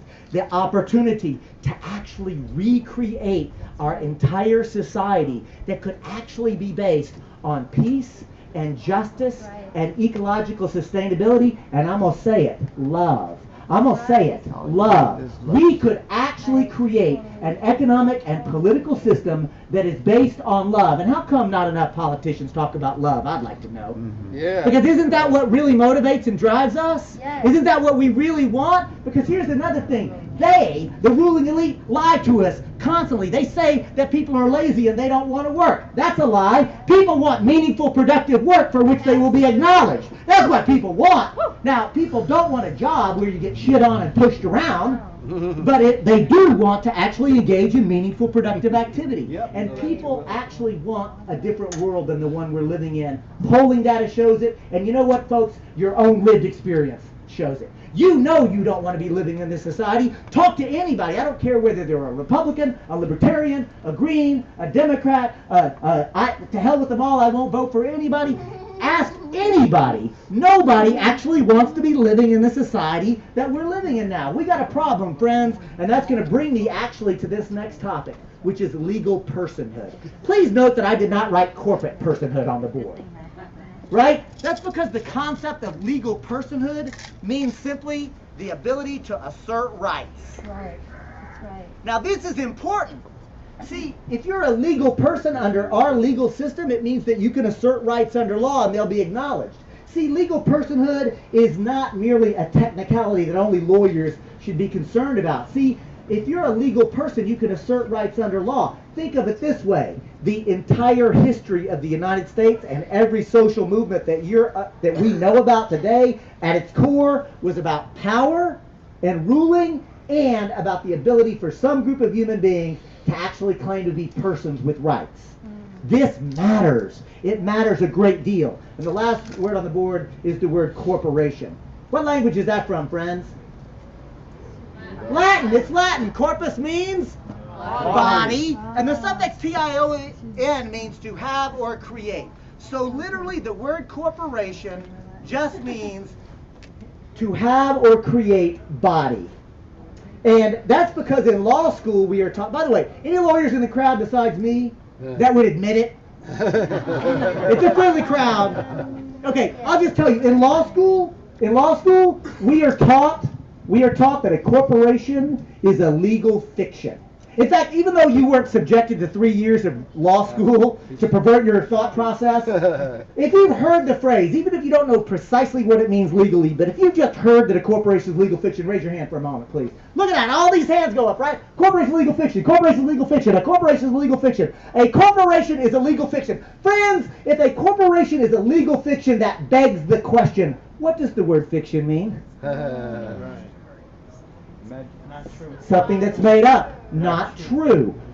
We are taught in law school, my first year corporations class, the professor stood before us and said, you have to understand a corporation doesn't exist in the physical material world. You know, reality. A corporation doesn't actually exist that way, but we are taught you have to pretend like this group of people, but more importantly, the material and the resources and the contractual obligations they make, a very complex construct. We will pretend like it's just one thing so that we can treat it a certain way under law. And friends, if enough people think that something is true, if enough people act like it's true, It is true. it is true. It is true. It becomes true. And here's the thing.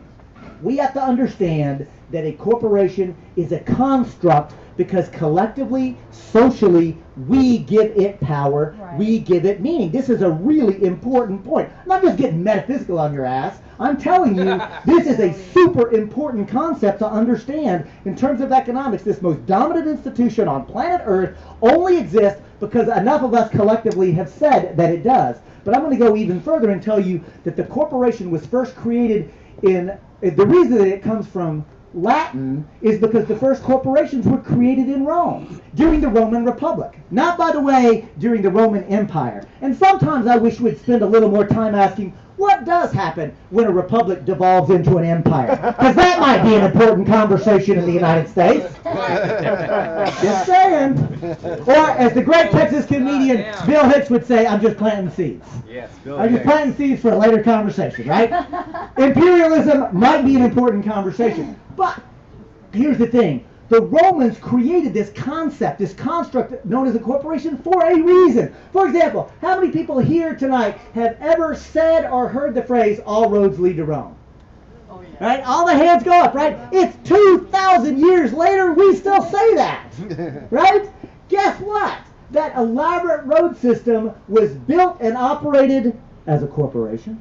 Likewise, the aqueduct system, this amazing bit of engineering that moved water all across the Italian peninsula without electricity. Quick little parenthetical to say, one of the reasons I continue to be so hopeful and optimistic is because I know how clever human beings are. I mean, think about that. They were moving water all across the Italian peninsula. They didn't even have technology. They didn't even have electricity. And I'm going to tell you something, my friends. I don't think you could name a problem that I can't give you the solution to if you give me about 20 minutes and access to the internet. Now, I need that internet access because I'm not telling you I've got the solution because I don't. But I'll tell you this, with an internet access in 20 minutes, I'll find somebody who solved that problem for you. Correction.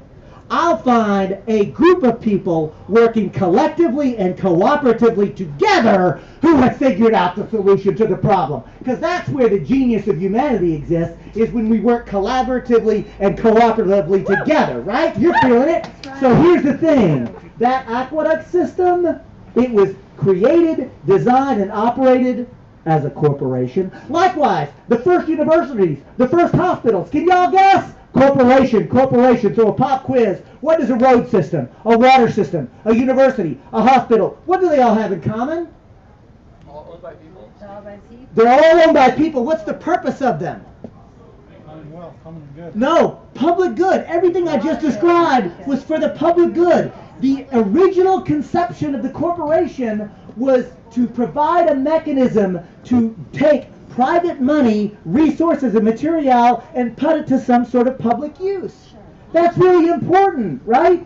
And by the way, I think it's really important to recognize that that may have been the original conception of the corporation. And having said that, let's be clear that David Cobb and the Move to Amend Coalition are not anti-corporation. No, that's right. That's a foolish way to think about it. In fact, tell me your first name again. Keon. I want you. Would you do a little role playing with me? Keon, I want you to imagine for a moment. I want you to imagine, Keon. Keon, I want you to imagine that you do not have a house. Okay? You got it?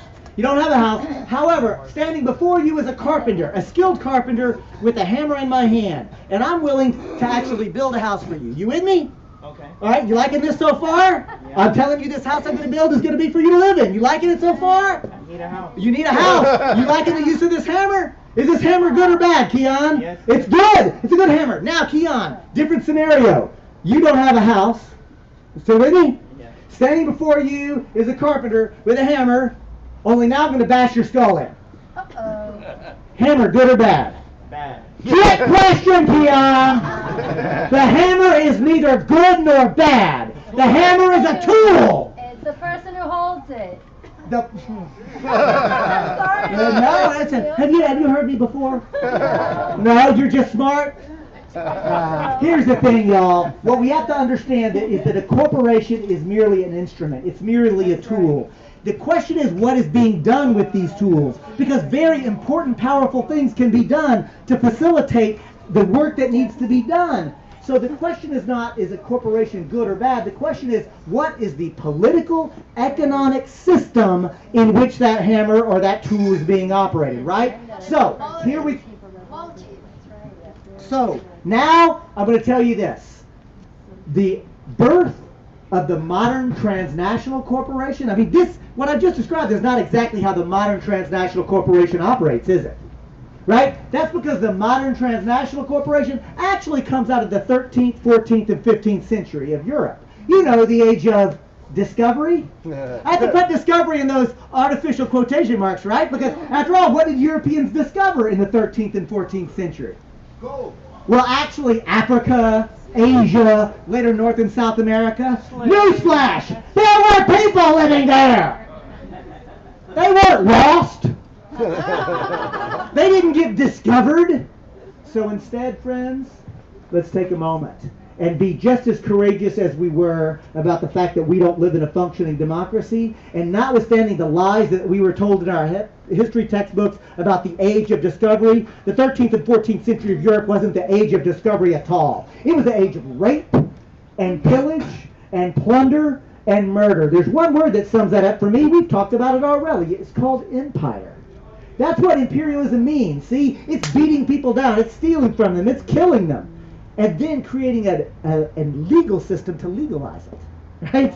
I mean, that's what's really deep here. Right? Is to take these absolutely anti-human ideas and somehow legitimize them. So here's the thing.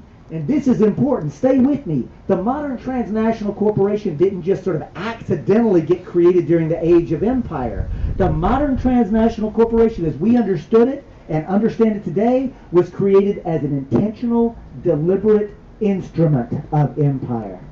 In fact, one of those famous of those early corporations, they were called joint stock companies. The most famous, perhaps, of the joint stock companies was called the East India Company.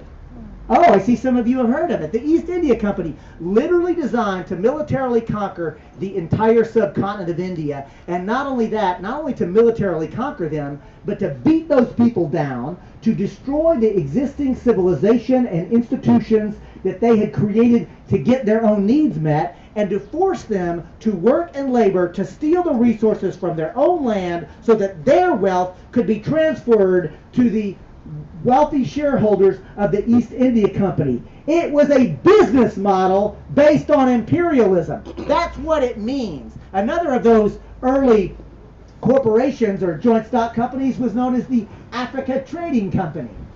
Anybody want to guess what the Africa Trading Company traded?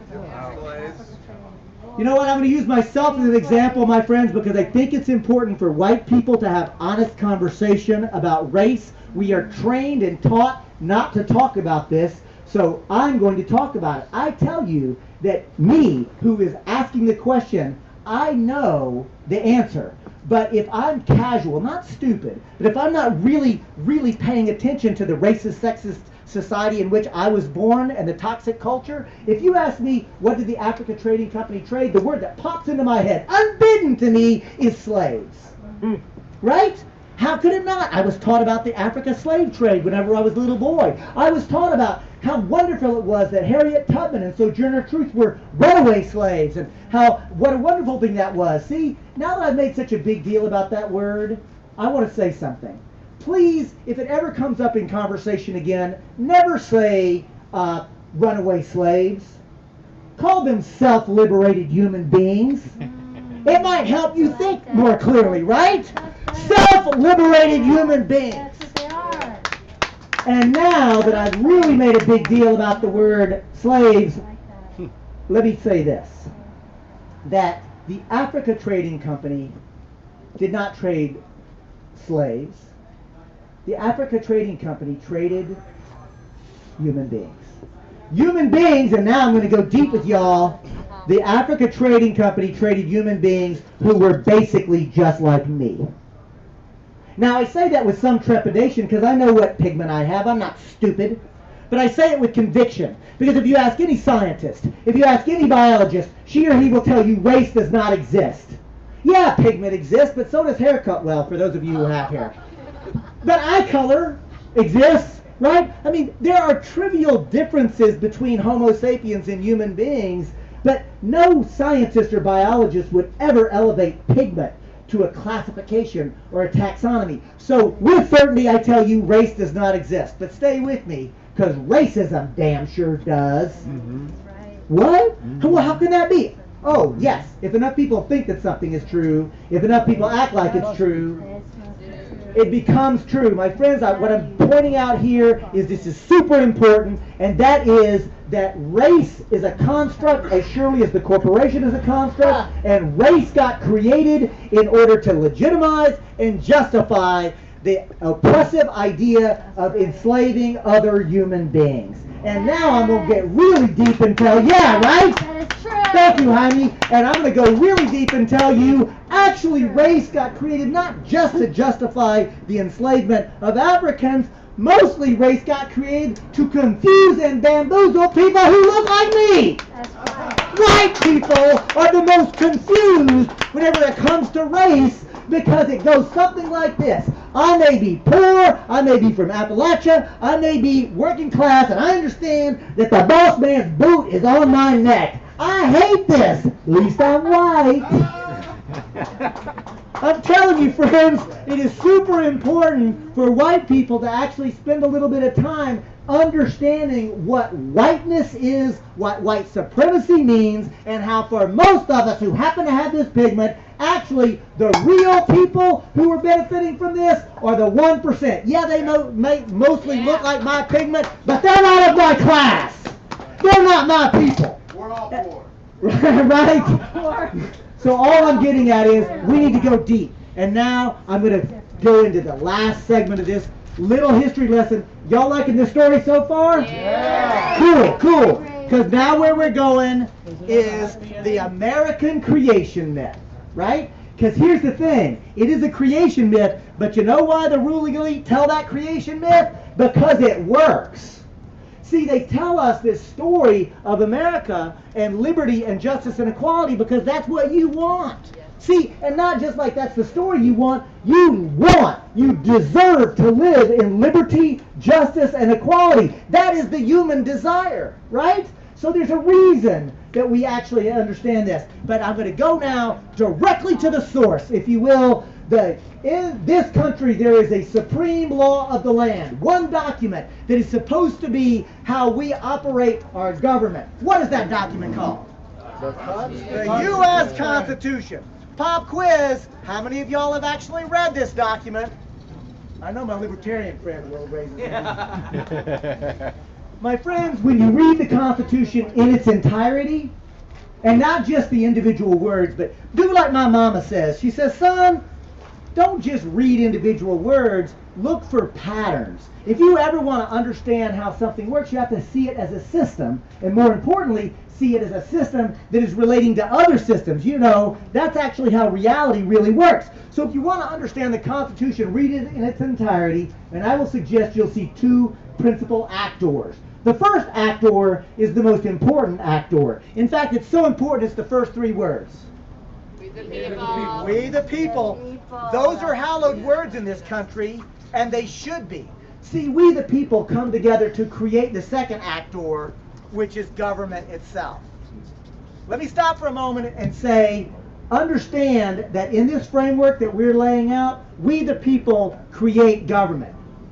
The government is dependent upon us. In fact, many of my friends like to say that the people should never be afraid of government. In fact, they say government should be afraid of the people. Pop quiz. How many of y'all believe the government is afraid of we the people? I do. I do. That's why they're spying on See, us. right. Hey, like somebody else, like Dylan said, wait for it. Wait for it, because actually, if you think about it for just one moment, you'll realize the government is afraid of us. What do you think all that spying is about? That's true. Now I'm going to go even deeper and tell you, all you have to do is look at the Occupy movement and that phenomenon. Yep. Because I'll tell you something, friends, I had the privilege of traveling around the country. I rolled up on about 40 or 50 Occupy encampments during the heyday of Occupy, and I offered this teach-in, humbly and with humility, right? And everywhere I went, I saw the same thing. You know what I saw? Ordinary people talking to each other.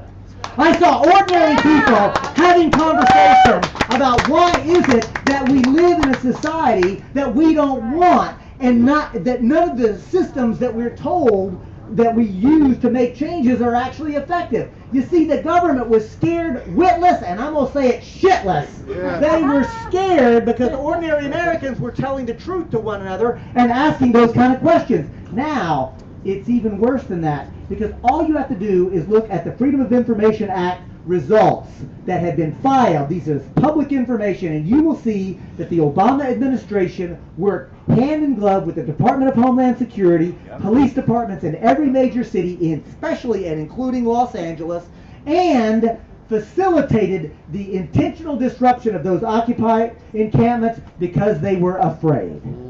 And they were afraid of ordinary people coming together and having conversation. And you know what, friends? I wish that I could sometimes have an opportunity to talk to some of the real ruling elite in this country who are so afraid of ordinary people. Because you know what I'd like to tell them?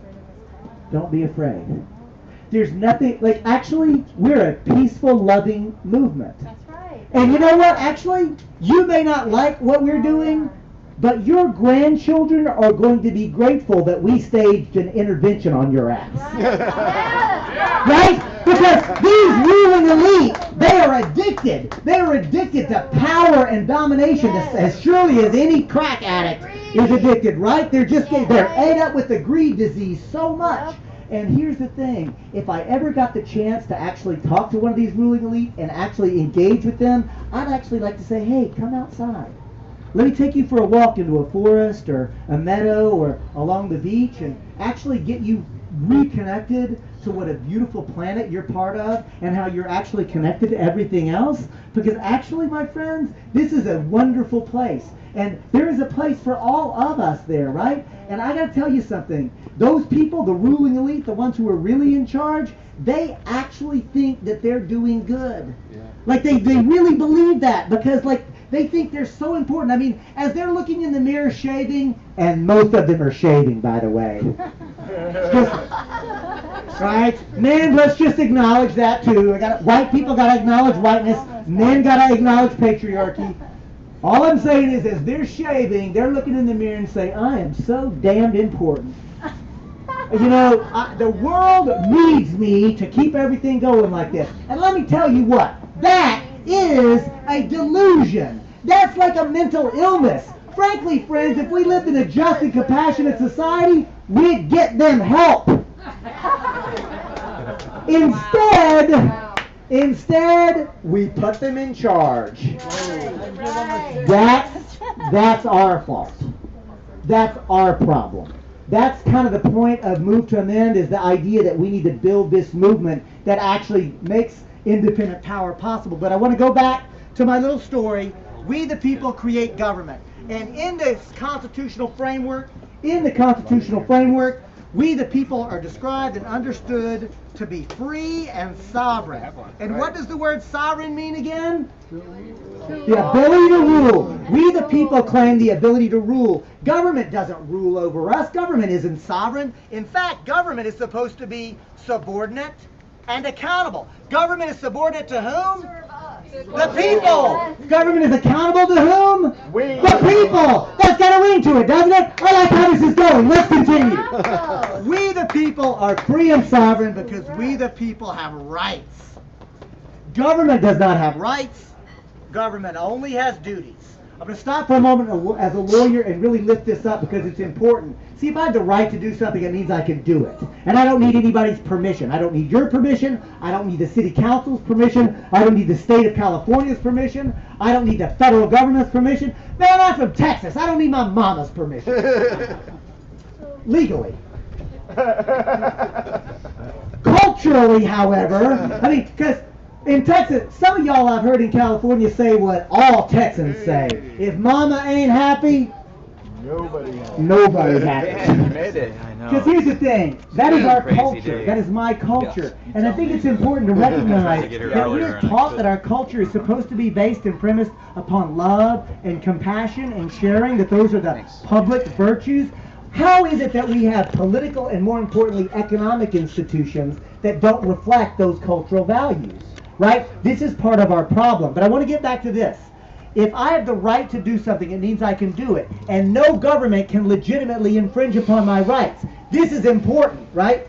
Rights are profound, and the Constitution doesn't create rights. The Constitution recognizes rights. Rights that are inherent and inalienable. We have those rights because we're human beings. In fact, my friends, we have those rights, and don't get alarmed, it's just going to be one button. For those in the back who can't see it, and those watching at home, I'm pointing to my belly button. So if you're too embarrassed or shy to check here in this public place, go home tonight. Make sure you have one. Because if you do, you also have human rights that are inherent and unalienable, and government cannot infringe upon them. See how important those are? Human rights belong to you if you have a belly button. Doesn't matter what country you are from, doesn't matter how you got here, right? Human beings have rights. Feel it? I thought so. So here's the thing. Government does not have rights over the people. Government only has duties. Duties are responsibilities. And where do those duties come from? Well, remember, all power resides with the people. In fact, the founders of this country are famous for having said, no government can even be legitimate if it does not have the consent of the governed that they are exercising power. So all power resides with the people. But that now brings me to an important pop quiz. What is the population, more or less, of the city of Venice, California? Freaks. It's not a city? Oh, even better. What is the population, more or less, of Los Angeles? 12 million? 4 million? Yeah. Okay, so I will celebrate that 4 million Los Angelinos have all the political power, but I'll tell you this. I do not want to go to a meeting of 4 million people where we decide where should stop signs go. And friends, I like political meetings. I am not going to that one. Can you imagine? The point is, yes, the people hold all the political power, but in our framework and our system of government, we the people delegate a certain amount of our power. Do we delegate all our power to government? No. We only delegate enough power to government to perform the duties that we have told them to do. And how does government discharge those duties? They write laws in the public interest. And I'm going to stop for a moment and tell you, whether you agree or disagree with any public law, the political process that makes those laws is what is supposed to be a legitimate public opinion. And you know what? I just had my 50th birthday, and I actually think I feel rather young to play the I remember when game. But I remember when you could have a fierce political disagreement with somebody and still be civil. Yep. Yeah. I think right? I think so. I think we've lost something in this country. And I'll tell you, I grew up in rural Texas. I remember my daddy getting into a fussing match with Mr. Barry, our neighbor. He wasn't our next door neighbor because I did grow up in the country, but he was the adjacent property owner over. And I remember I was probably, I don't know, 7, 8 years old, and I remember Daddy, it got heated, and some point I was getting scared because I was a little boy, and these were elders, right? My daddy and Mr. Barry, who I'd been taught to respect, and they may be coming to blows at any moment, and it was getting so bad, and I was like, I can remember how frustrated and scared I was, and the next thing I know, they're laughing and joking, and Daddy says, "Barry, you crazy loon, I'll see you at the feed store." And I thought, as a kid, what happened? As an adult, I think I know what happened. As an adult, I think that they realized I'm in human relationship with you. Your kids play with my kids. That during the next hurricane, we gonna need each other. I watch your property when you're not around. You watch my property when I'm not around. See, I think that's actually what happened. Now, I want to be honest. These are Texas cracker rednecks, that they weren't thinking, I'm in human relationship with this the human being. But that was what was in essence, right? There was something important going on there. I'm going to pledge to you, even if I disagree with you, I will treat you respectfully, and I challenge you to do that, not just with me, but with everybody else you come into contact with. Let's commit ourselves to actually being able to engage in fierce debate and struggle together, but be respectful. Because even idiots have a right to their opinion. But I want to be clear, those public laws that we just talked about, the one thing, hold on y'all, I'm almost finished. You can step out there if you want to have that conversation, but please don't, thank you. The one thing that no public law can ever do is to violate the private rights of a person who lives there. Remember? That's what constitutional right means. The government cannot violate your rights. No, even if a law went through a political process. Jim Crow segregation laws were illegitimate under this framework, even though it went through a political democratic process. This is super important. And now that I've taken the time to lay all this out in one sentence, I'm going to describe to you how our system of government is supposed to operate. Now, it's a run-on sentence, but it's still just one sentence. Watch this. In the U.S. Constitution, we the people are free and sovereign because we the people have all the power. But we delegate a certain amount of our power to government. Government which will always be subordinate and accountable to the will of the people. And we charge government with certain duties to write laws in the public interest. Local, state, and federal laws. It's their duty to write. But the one thing that no public law can ever do is to violate the private rights of the free and sovereign people who live there. Ta-da! I mean, isn't that brilliant? Isn't this beautiful? We have our civil liberties are supposed to be protected, but we have a communitarian process by which public laws are made, but no public law can violate private rights. This is brilliant. This is beautiful. We should try that in this country. Yeah! This would totally work. And I'm not joking. This is brilliant. And I'm also not joking that we've never ever tried it. There is not some democracy to return to because we've never actually had one. Yeah. And by that, I now have to ask, in what year is the Constitution actually adopted? What year does this become the supreme law of the land? Anybody know? 1789. Nicely done. Who said that over there? We got a historical scholar. Oh, the guy with the glitter on his face. I wouldn't have expected it. I wouldn't have expected it. Welcome to Venice, y'all. 1789. 1789. And now that we know that legal personhood means the ability to assert rights, who gets to be a legal person in 1789 in this country? White. What? Ah, white! Is it all the white people? No, just the men. Oh, only the white men. Is it all the white men? No. No, only the rich, wealthy white men. Actually, only the rich, wealthy white men who were in the right religion, because religion mattered too. Ah. You know what percentage of the adult human beings living in the United States in 1789, when this beautiful document is actually ratified, what percentage were actually people who could assert rights? 1%. 1%. Look, the 1% meme is really pretty good. I like that. and actually, it's not just 1%. It's really more like 0.0002% that are really like running the show. But we are the 99.987325%. That's not so good. So keep it at the 99%. I like that. Good job. But it's not. Back then, historically, it wasn't 1%. Don't be so cynical. 10%. It was 5%. The hell did you say? 5% of the adult human beings living here could actually claim to be legal persons with rights. In fact, I like how the late great Howard Zinn said it. The entire history of the United States can be seen and understood as a series of struggles by actual human beings to be defined as persons with rights under our Constitution. Because let's be even clear, right? The reality is, for all this beautiful rhetoric, and this is beautiful rhetoric, again, the reason they use this creation myth is because it works, right?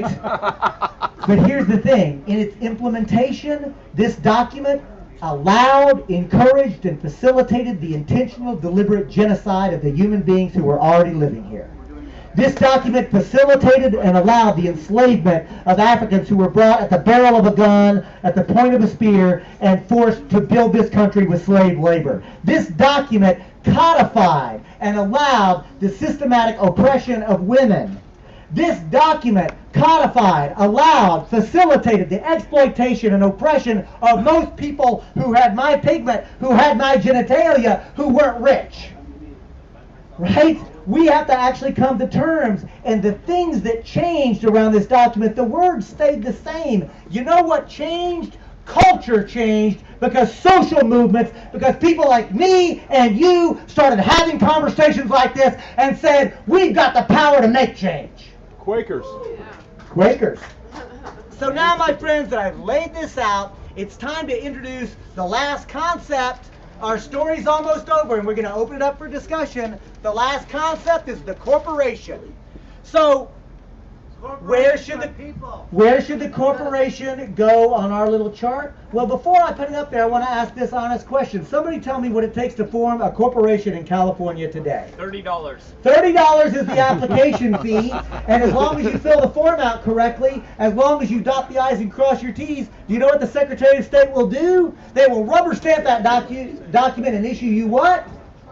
A corporate charter. Do you know how long your corporate charter can last? Forever. Forever. You know what you can do with a corporate charter under California law today?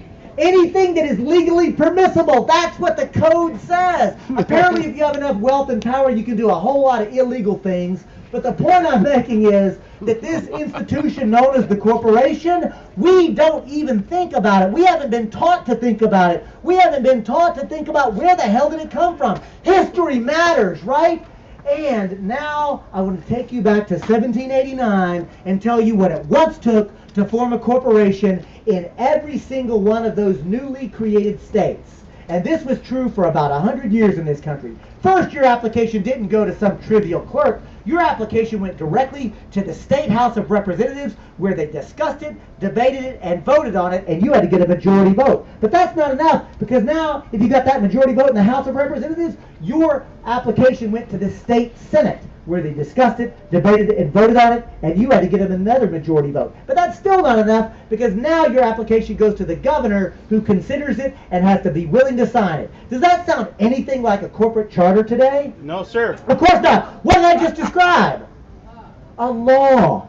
I want you to take a moment to recognize that the chartering process that our founders, you know how some Americans are like, so they got founder fetishism and they want to know what the founders are all about? Well, the founders said corporate chartering was a privilege that would require a political act, the same equivalent of writing and passing a law. And get this, if you were given the privilege of incorporation, all you could do was the specific thing that you had asked to do. And if you did any other type of business or did anything else with that corporate charter, you know what happened to it?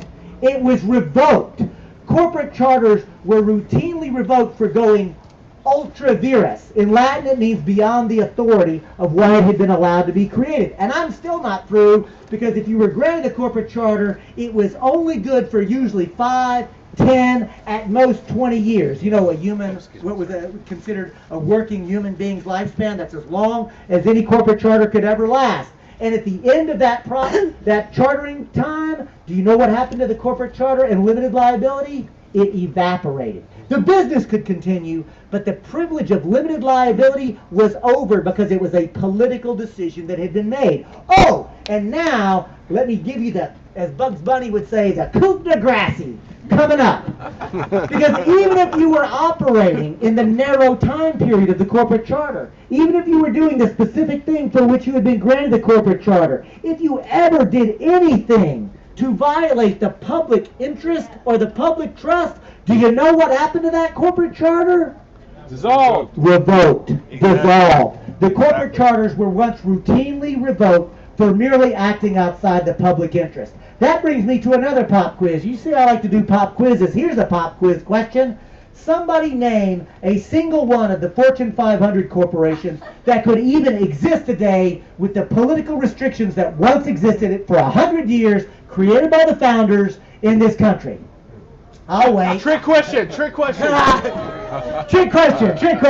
Okay, there's not a single one of them. Now, I want to be clear, there are thousands, maybe hundreds of thousands of corporations that could still operate. I'm not against corporations writ large, but let's just be clear, these huge transnational corporations are actually instruments of empire, so we shouldn't be surprised what these huge mega corporations do. But let's not be against commerce. Let's not be against helping to facilitate like productive work being done. But here's the thing, my friends, right on. Here's the thing, I want to be very clear about this. I'm not saying that 1789 was the land of milk and honey. Oh no, because slavery existed.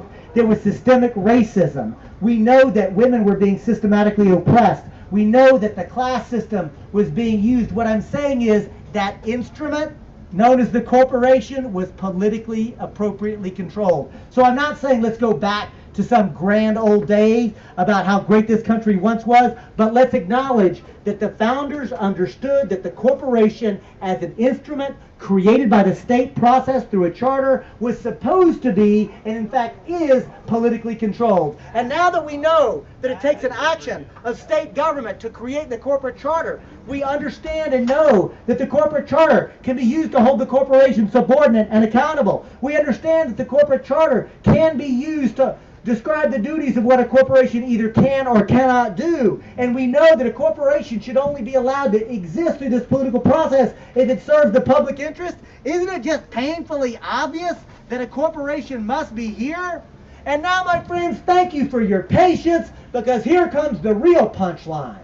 When the United States Supreme Court, in an act of supreme judicial activism, by the way, for those who concern themselves with judicial restraint, when the Supreme Court says, notwithstanding law, notwithstanding history, notwithstanding common damn sense, we're going to tell you that you, in this society, have to now treat a corporation as if it's a person with rights. It perverts the whole thing. So there's that. There's that. But I want you to stay with me here, because corporate personhood is just a shorthand phrase to describe an important philosophical concept. Corporate personhood means that a corporation can claim the inherent unalienable rights that only human beings are supposed to have. And if a corporation can claim constitutional rights, that means a corporate lawyer can waltz into court and overturn any democratically enacted law. Without moral rights. Sorry, I'm sorry. That corporate constitutional rights as a doctrine means that a corporate lawyer can waltz into court and overturn any democratically enacted laws. It means that corporate lawyers can overturn worker protection laws because it violates a corporation's constitutional rights. It means a corporate lawyer can overturn environmental protection laws. It means that they can overturn public health and public safety laws. And as many of you now know, that they can overturn campaign finance laws. We're not even allowed to try to protect the integrity of our election process anymore. Well, I say, ya basta, enough already. This is crazy. This doesn't make any sense. And that's why I stand before you, my colleague and comrade Margaret Croster, who's going to stand before you as representatives of Move to Amend. We are not nonpartisan, we are a transpartisan group. We've got Democrats and Republicans and Libertarians and Greens and Communists and Socialists all coming together to say we need a constitutional amendment that says we the people are free and sovereign, that we have rights but corporations do not. Yeah. And I'm going to go further with you. We're going to open it up for discussion. I see your hand, but I want to be clear. We believe that their Constitution must be amended to abolish in its entirety the idea that any artificial entity has inherent unalienable rights and that money is not speech. But let's be clear, that's not enough.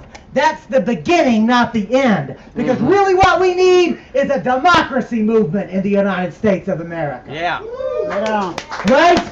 We've got to actually learn some humility in this country and look to our sisters and brothers in the global South who are actually showing us the way about what real change looks like. Yeah. And we're gonna pass around. If you have not yet joined the Move to Amend coalition, Margaret will start it on one side and start another with the other. This, my friends, is a organizing petition. If you are not yet part of the Move to Amend coalition, if you've been moved by the idea that we can have nonviolent revolution in this country, sign up with us. We didn't even exist before 2010, and without a single story in corporate media, we just clipped over 294,000 people. This movement is getting larger, stronger, and better organized, and I see you taking it. I'm glad you did. So I'm going to call you out and ask everybody else, stop the pen. Write legibly. Start writing. Will you read or no? I'm serious, y'all. As an organizer, anybody else self-identify as an organizer in this crowd? Is there anything more frustrating than not being able to read somebody's handwriting? Right? You feel me? I'm an artist. Well, slow down. So here's the thing. I'm going to conclude with this notion. If we want the systemic transformational change that we need, all we have to do is look at U.S. history, and there is actually a very simple formula to do it. Now, it's a hard formula to implement, but the formula is easy. It's a two-step process. First, we must build a social movement that is broad and deep and educated and militant. Broad meaning it cuts across sectors, across divisions, across ideas.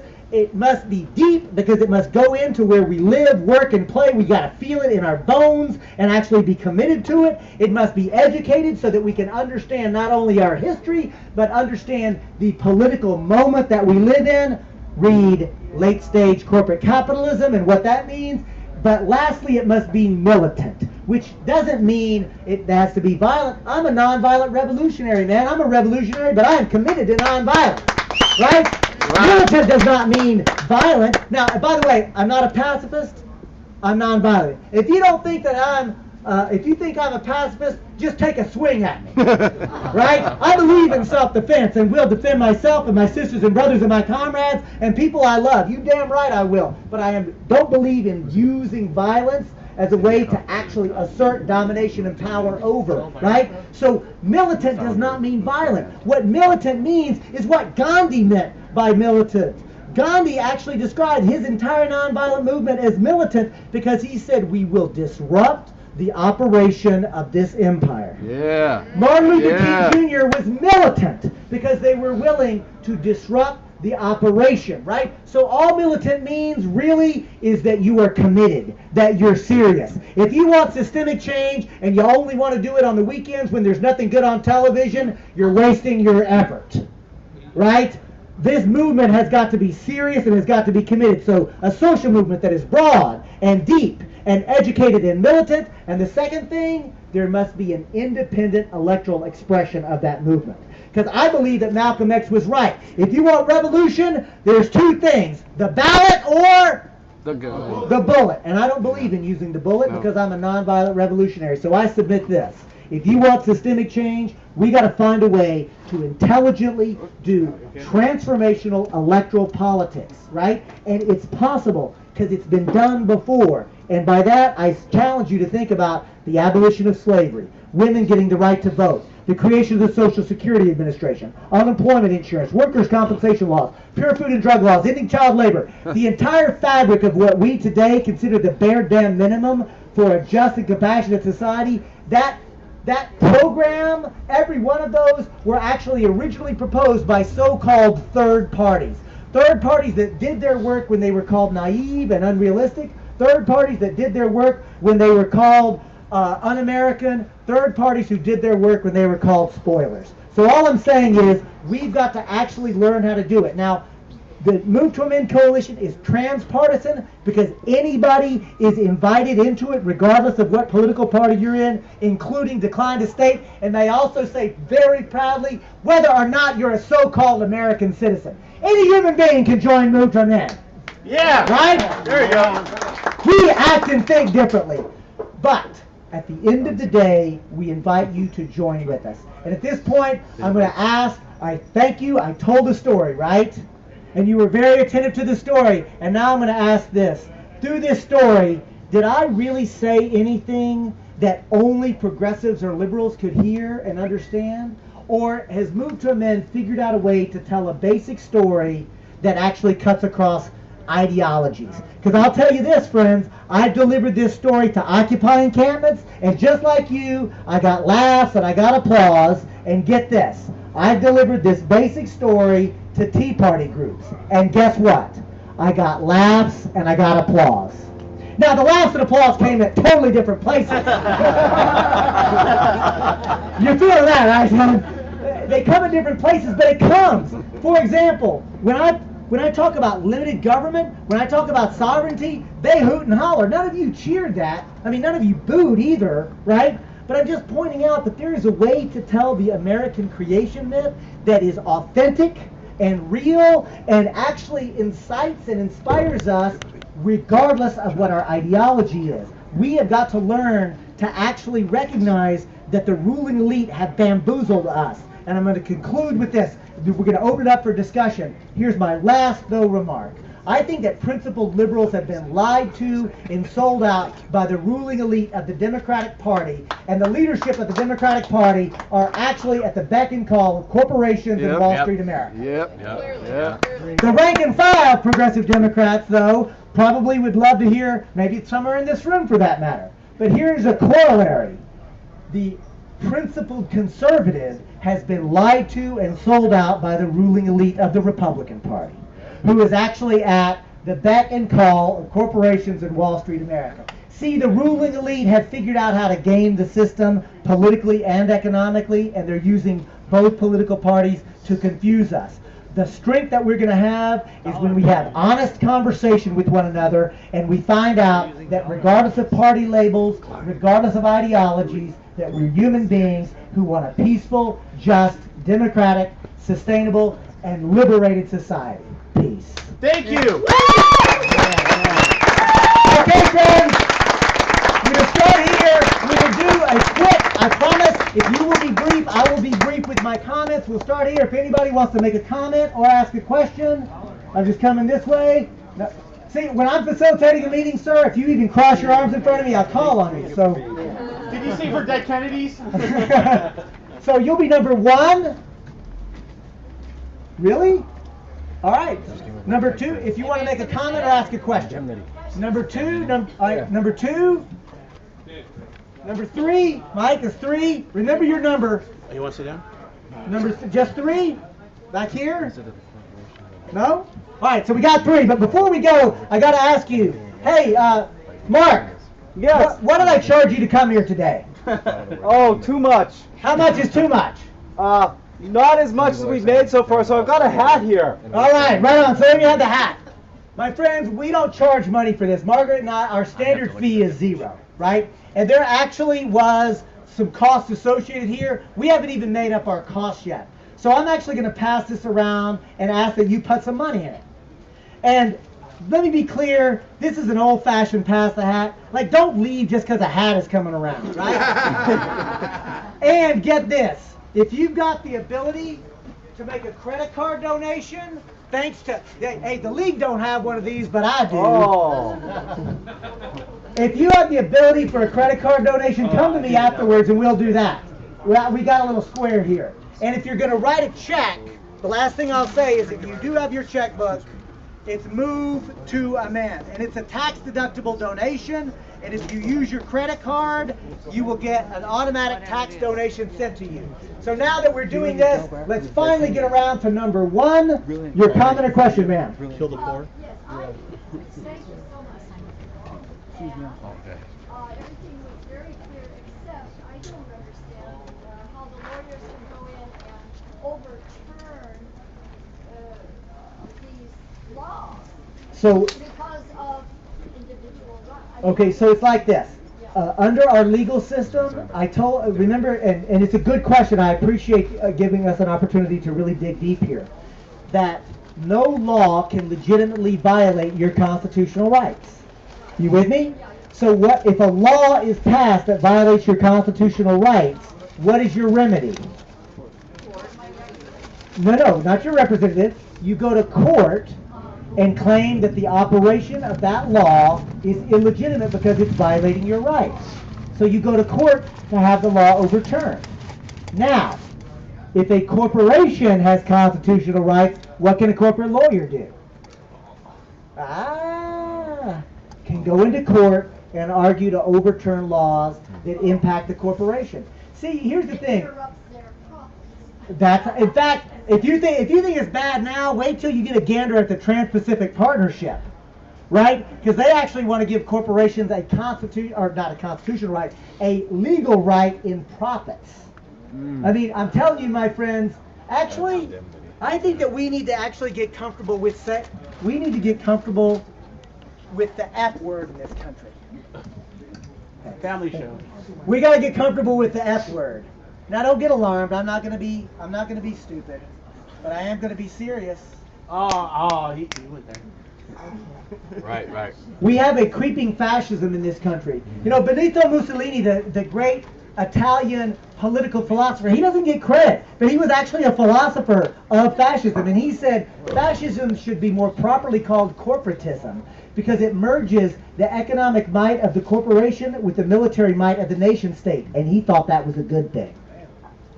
So what I'm saying is we have a legal system, a political system, and an economic system. And where those come together around corporate personhood or corporate constitutional rights, our economic systems and our political systems, what really pisses me off the most as a lawyer, not only have they stolen our sacred right to self-government, but they use the legal system to legalize the theft.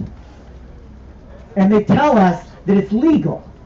Man, this is the biggest pimp game there could possibly be, what they're running on us. Who's number two? Yes.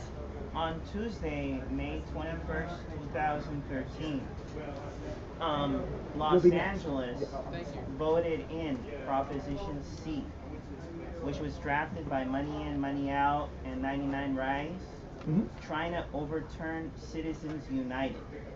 So on a city level, both mayoral candidates, Eric Garcetti and Wendy Gruel, supported that Proposition C, and the people in Los Angeles passed it. My question to you is, move to amend, I thought, was to amend the Constitution for the Citizens United case.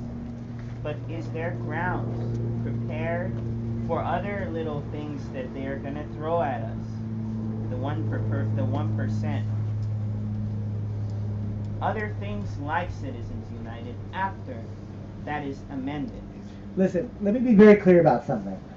The move to amend strategy of using the ballot initiative and organizing people is all about building political power. We're nonviolent revolutionaries. We believe we have to use all the tools in the toolbox. Look, I'm a lawyer. I've sued corporate polluters. I've lobbied elected officials. I've run for office myself. I ran for Attorney General in Texas, pledging to use that office to revoke the charters of corporations that routinely violate health, safety, and public health laws in this country. I ran for president as a Green. I'm proud that I've actually done that, but I'm probably most proud as an engaged citizen. I've been arrested for nonviolent civil disobedience. Bullshit.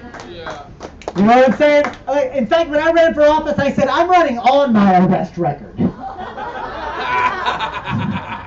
Right? So what I'm getting at, sir, is this. We have to know that the ruling elite and the wealthy and powerful are going to use everything they can to try to hold on to their addiction to power. And we've got to use every tactic and tool that we can in our nonviolent arsenal. We got to use poetry. We got to use comedy. We got to use lectures, we got to use storytelling, we got to use the ballot box, we got to use demonstrations, we got to, yeah, right? We got to use everything. So, a diversity of tactics. Who's number 3?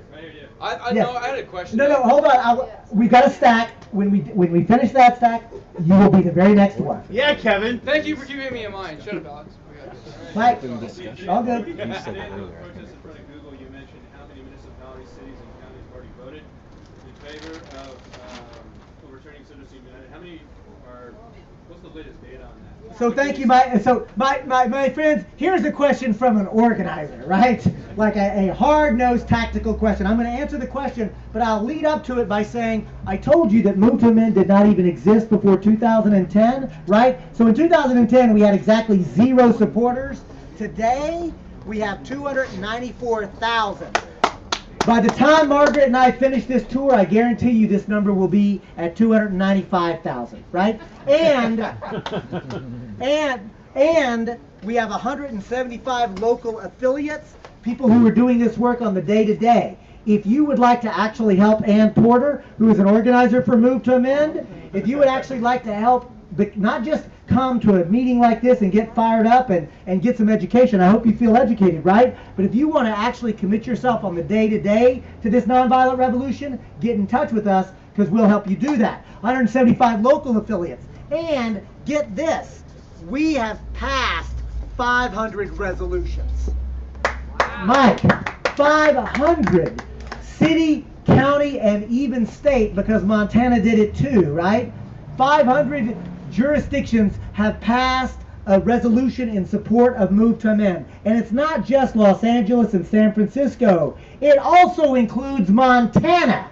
In the same election where they were voting overwhelmingly for Mitt Romney for president, the state of Montana was voting in support of Move to Amend. In Brecksville, Ohio, where Romney won 76% of the vote, in that local community, Move to Amend organizers put it on the ballot, and we won. In fact, we put it on the ballot in 28 jurisdictions. Somebody just guess how many of those we've won? 28. Every single one of them. We haven't lost yet. We've won in Republican-dominated areas, libertarian areas, progressive areas. This issue really does cut across lines, Mike. So 500 is the answer to that question, but by every conceivable objective measure, this movement is getting larger, this movement is getting stronger, this movement is getting better educated, this movement is getting more powerful. And that's the reason why I can stand before you and say, as a nonviolent revolutionary, I believe with sincerity we're going to win. Woo! Right? Don't believe the corporate media. They're trying to disempower us. They're trying to bamboozle us. They're trying to distract us with celebrity and sports and sex and etc. And now look, I like, celebrity and sports and sex, right? It's a fun thing. Who doesn't, right? But don't let it interfere with the work that we have to do to save the planet. Right? Right? Some of that. Right? Who's number 4? Yeah, after we finish the stack, and you'll be next on the stack. Did I have a 4? Guess who it is? Kevin, 4. Hold on. Anybody else? Because I'm good. You're good like that. I'm good like that. You're brilliant. 5, 6. No, just drinking. 5. All right, here's what we're going to do, because I know there's always some people who maybe would like to make a comment or ask a question. I know I've been holding a lot of space here because that's my responsibility, right? My comment and question will be the same thing. Go ahead. My comment was, you said earlier that white supremacy and patriarchy inside this country was, I think, maybe I was wrong, that equated to ecological damage inside of the world, which I don't think is necessarily true, because we already have China in the world. Actually, they're probably equal with pollutants. I mean, they pollute quite a bit as much as we do. So that I don't know if that accounts for all empires on a broader question, because empires have existed inside this world for a long time. And my question to you would be, in the future, what do you think is probably the best system? Because socialism, as far as I was understood, was ownership of industry. So is industry all bad? How do we have a collective for people to start to own industry itself? Or do you think that private He's running out of paper, Kevin. Industry might be a... I got it. Industry might be better managed with a private kind of operation. What do you think about that? No, it's a fair question, and this is where I think I know you're a principled libertarian, and I think that we've got a lot of agreement on a lot of things. I think we do also. But I think that we may disagree with this because the system that I would call for. Oh, look, you're interested. Economic democracy. At the end of the day, I believe that there should actually be a process by which we, the people, actually make the economic decisions about how we actually make and implement and produce goods and services. And honestly, and now I'm going to really go deep with you and tell you, I think that we've actually seen a system that actually respected and acknowledged individual civil liberties and actually had genuine democratic control over the production and distributions of goods and services. That place where we saw it was in Spain during the Spanish Republic, right? Yeah, right? Because now, even though we're going, it doesn't usually get to this. It's not that I'm ashamed of it. It just doesn't come up. I personally consider myself a pragmatic anarchist. Nobody? Oh, One? Okay, anarcho-syndicalism. Because here's the thing. I think that there is something very important about recognizing that civil liberties and human freedom is something that has to be protected. But when we enter into a social economic system, that's where we need democracy, right? The people who are doing the work ought to actually have full and complete power and autonomy over their work. And so that's where I don't believe that privately that you can actually do this, because at the end of the day, the idea that an economic system allows the accumulation of wealth, power, and decision-making authority is fundamentally illegitimate in my mind. I would disagree with that. That's okay. They can get stock. They can monopolize for better rights, for higher salaries. Has it always been labor versus management? Well, here's what I would tell you is that the version that you're describing, my critique of it is whoever has the most money has the most power and the most ability to vote. Sometimes it's labor now, and these state unions are eventually going to have to give way because too much. These state unions, the brainwashing institutions, these police unions who were actually already $15 billion in debt inside of this state alone for what? Harassing people on the street? We should give them more power, more money? That's a good idea? I don't think it's a good idea. Okay, I'll allow your comment. So we have one final one, and then I will stick around for folks who might want to engage in a little private one-on-one conversation. Last comment or question?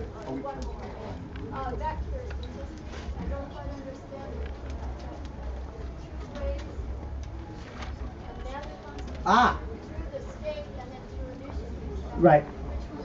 Actually, no, you're confused. So let me clarify. It's okay. No. You're right. There are two ways to amend the Constitution, but you can't amend the Constitution through a local initiative process. That's a tactic to build power and to educate people and get them into a movement. But there's not the Constitution. Article 5 of the United States Constitution provides two ways to amend the Actually, there are three ways. One, you could have a revolution and rewrite the whole thing, and maybe that ought to be one. Yeah. Please. I'm just saying. Cool. I'm just saying. However, the Article 5 provides two ways to amend the Constitution. The first way is if 2/3 of Congress propose it, or the second way is if 2/3 of the states call for a constitutional convention, and then they can propose things. It still takes 3/4 of the states to ratify, okay? But so that's the thing. 2/3 of the Congress propose it, or 2/3 of the states call for a constitutional convention. I want to be clear that decision, hold on, that decision is a Y, right? It's a Y in the road. When you, as a traveler, when you come to a Y in the road, the oppressive reality of the space-time continuum requires that you make a choice, right? But let's be clear, that Y in the road between 2/3 of Congress or 2/3 of the states, there is a lot of political road we got to travel first, right? We are so far from actually debating and discussing whether we think it should go through Congress or whether it should go through a state convention or a state convention process. So I have my own opinions, and I'm willing to share it with you. There's nothing scary about it, but I think it's a mistake to actually get too wrapped up in when we get down to step Y in our A to Z plan, because see, as a practical revolutionary, I say I need to know what is step A, B, C, and D. Then I want to have some idea about what E, F, G, H will be. And then those even further down, I have confidence that my comrades and I and you, that we're smart enough to figure out what to do as we travel that road together, right? So that, right? We can do that. So listen, I see your hand. I'm going to end it. Go ahead, One last more question. How do you think we should start abolishing this debt? And how do I start withdrawing my support for all these institutions, all these, the prisons, the public school unions, all these people that I fundamentally hate? How do I stop withdrawing my support? Do you think it's a moral point for my niece and nephews to have to pay back 20% of their paycheck in the future to pay back this debt today that they're incurring for nonsense that I think? How do you think? Stop participating. Don't pay taxes. Stop participating. Withdraw your consent in every way that you possibly can. No, it's not fair. And I forgot the last question. Peace.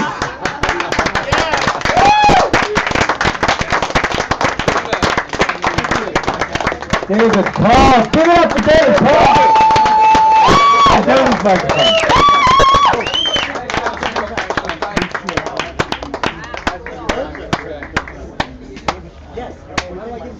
Ladies and gentlemen, we're going to continue with a little bit of music tonight. The party's just kind of started, so hang on to what you want, enjoy, and thank you for being here. Film screen, private phone. The best phone, the Vanguard. Yeah. Sorry, this is one. And then there's occupy-news-network. Do what you need to do. Fernando, you might want to get your car ready. Check it out. And you can just do your natural face. Protest at Google in Venice. Google has an office. What about? Well, it was a variety of different things from personhood, Gotta put the mic in my Facebook car. privacy. Should have known. Should have known that was you on that. Yeah. I don't know how many people were there. I wish I knew about that. I mean, I would, like, if we agree on 98%, let's spend 98% of our time working. Oh, wow. And then 2% of our time discussing our disagreements. Hi, man. Yeah, right? I gotta go. I know. Thank you so much. Hey. Oh, this is new to me. The details are impressive. How you doing? Tim, how you doing? Hi, man. You look familiar. We met. He was here the last time. Yes. So, where's Margaret? Good to see you. Nice Did you shirt. sign up? Look at you. Where's the tie? Yeah, I know. So here's two things. Didn't have time to put one on. Yeah. Wear my But here's how to keyboard get in touch tie. with me. I want to get in touch with you too, actually. Classic. Are you going to run? Very inspirational, because that was brilliant. You know about the Justice Fund? You're trying to... Chuck, what are you doing? I don't know, maybe... Back in Tally? Justice I'll be back to check on her, you know. And so, yeah, it was, my pleasure. So, you're welcome. So, Margaret is not here. So, I tell you what. Suggestions that how to get in touch with me. That Margaret is wearing a really beautiful cobalt blue blouse. She has a clipboard here, so she must be up here. If you just sign up, then we'll be able to get in touch with you. Oh, fantastic! That's exactly what that was.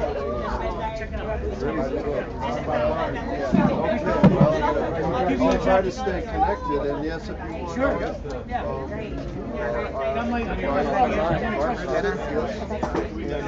We might need a second. Yeah, well, I'll be in San Diego tomorrow. Folks, have a cool deploy. We'll check out some stuff. This is like the beatnik stuff in the 50s. I'm going to do some poetry. Do some conga rhythm. Hope you enjoy it. Go. Check it out. I'm for it. I thought your skirt was pretty damn funny. I do that. They have several, and you may pay me whatever you would like for as many of them as you would like. Let me just put it this way.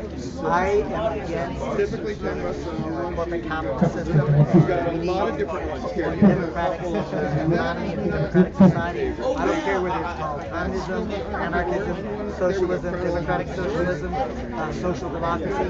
Those are just words. What we're talking about is cooperative economy. Enjoy the blur.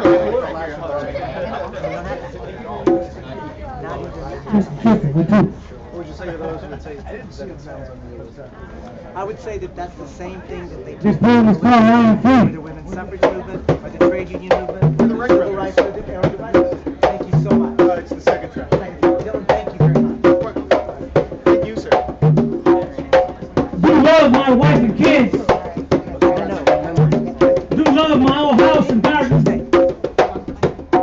Do give hugs, dance, and goof around. Do drink and get loud. I am free.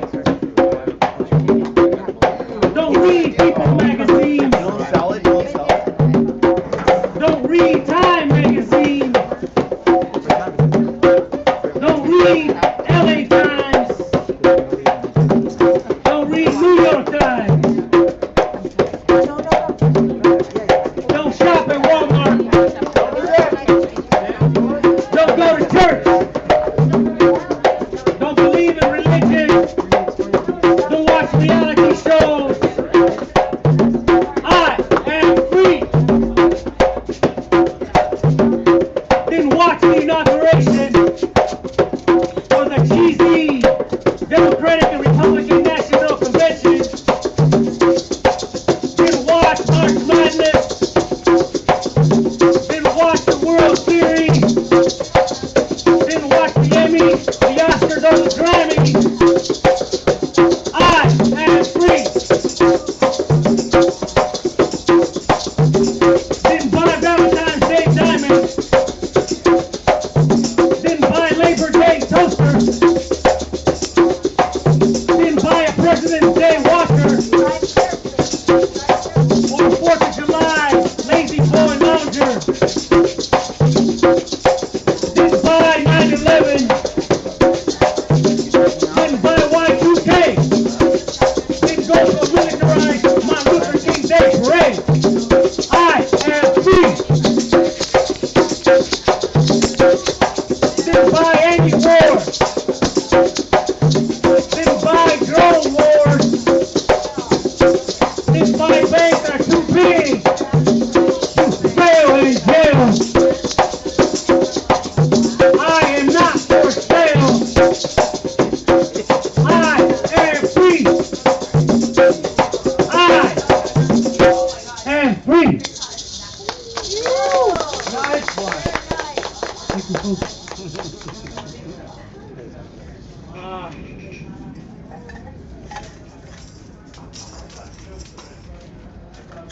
Time.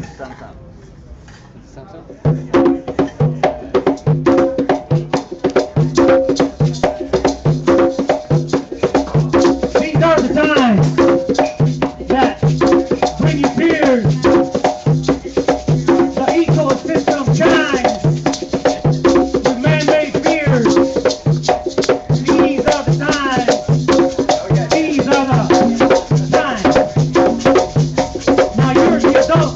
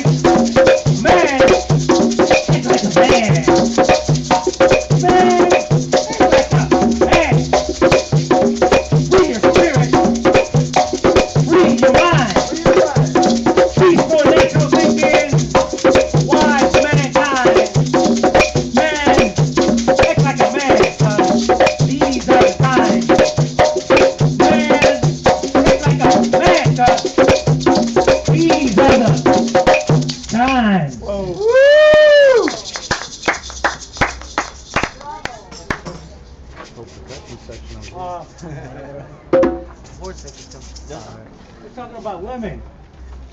I got one here for women. Where's the other one? There's one. Here we go. Ladies. There were a couple more around too.